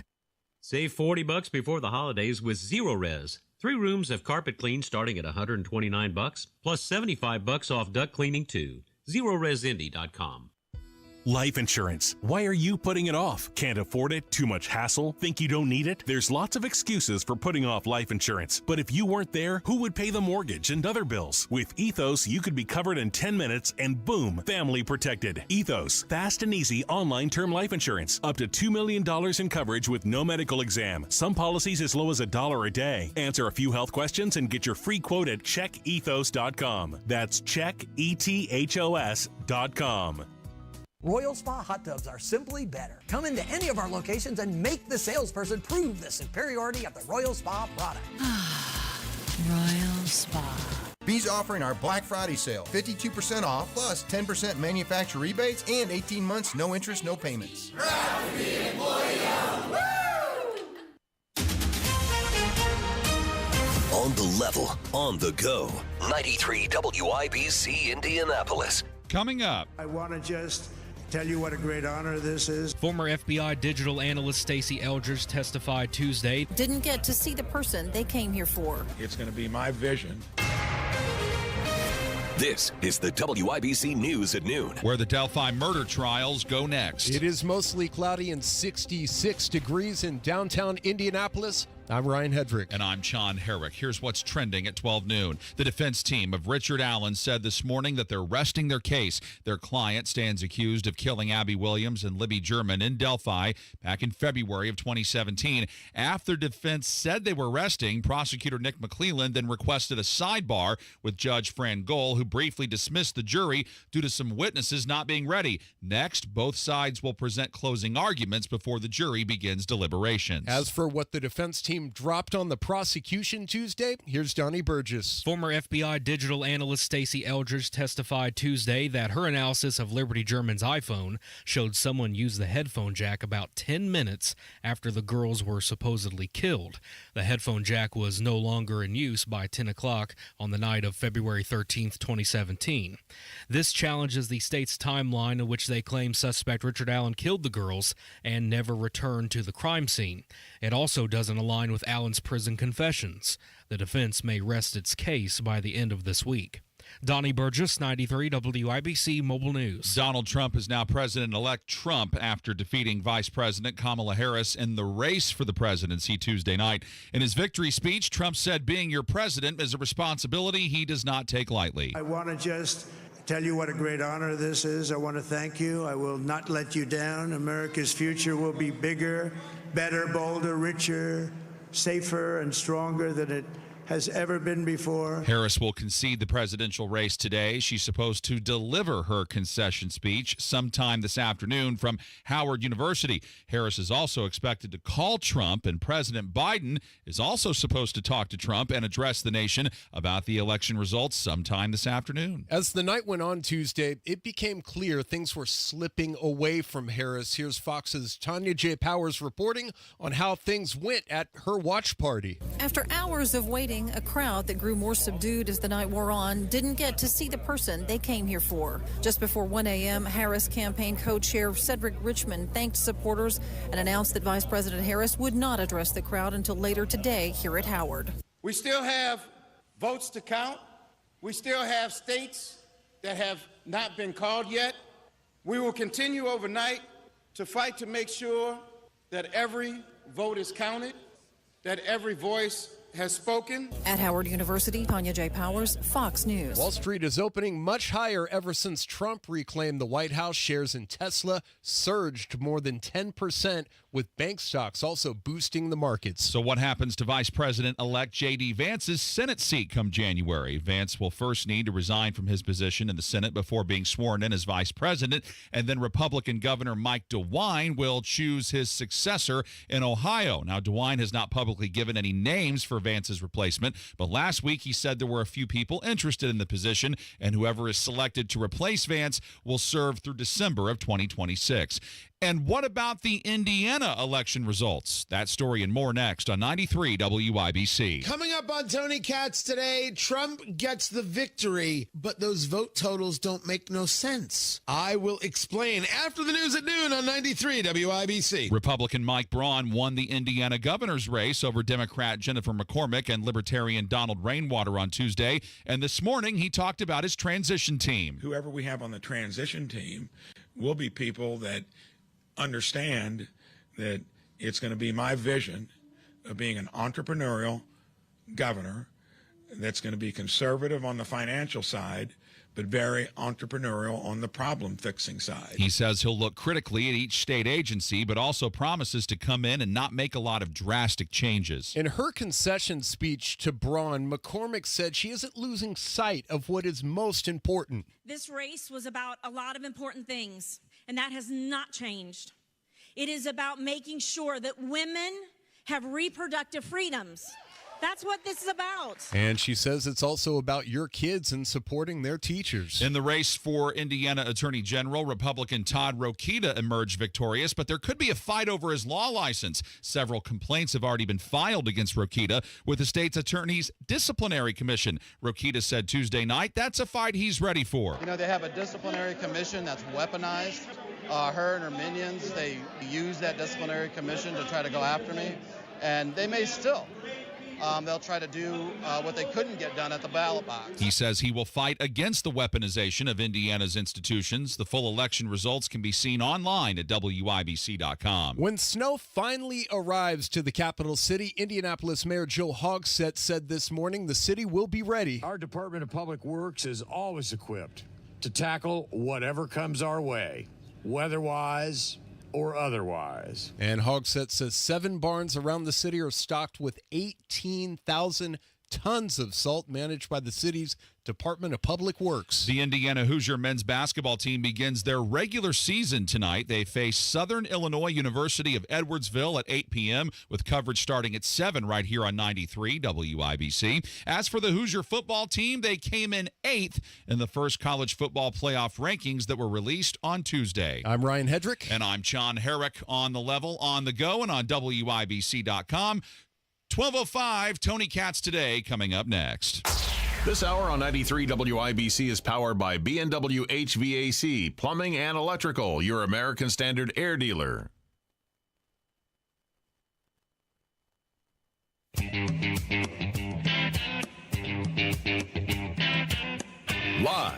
from the heartland and the crossroads of America.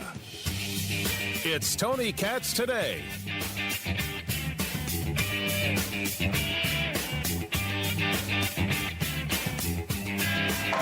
And it needs help very badly. We're going to fix it.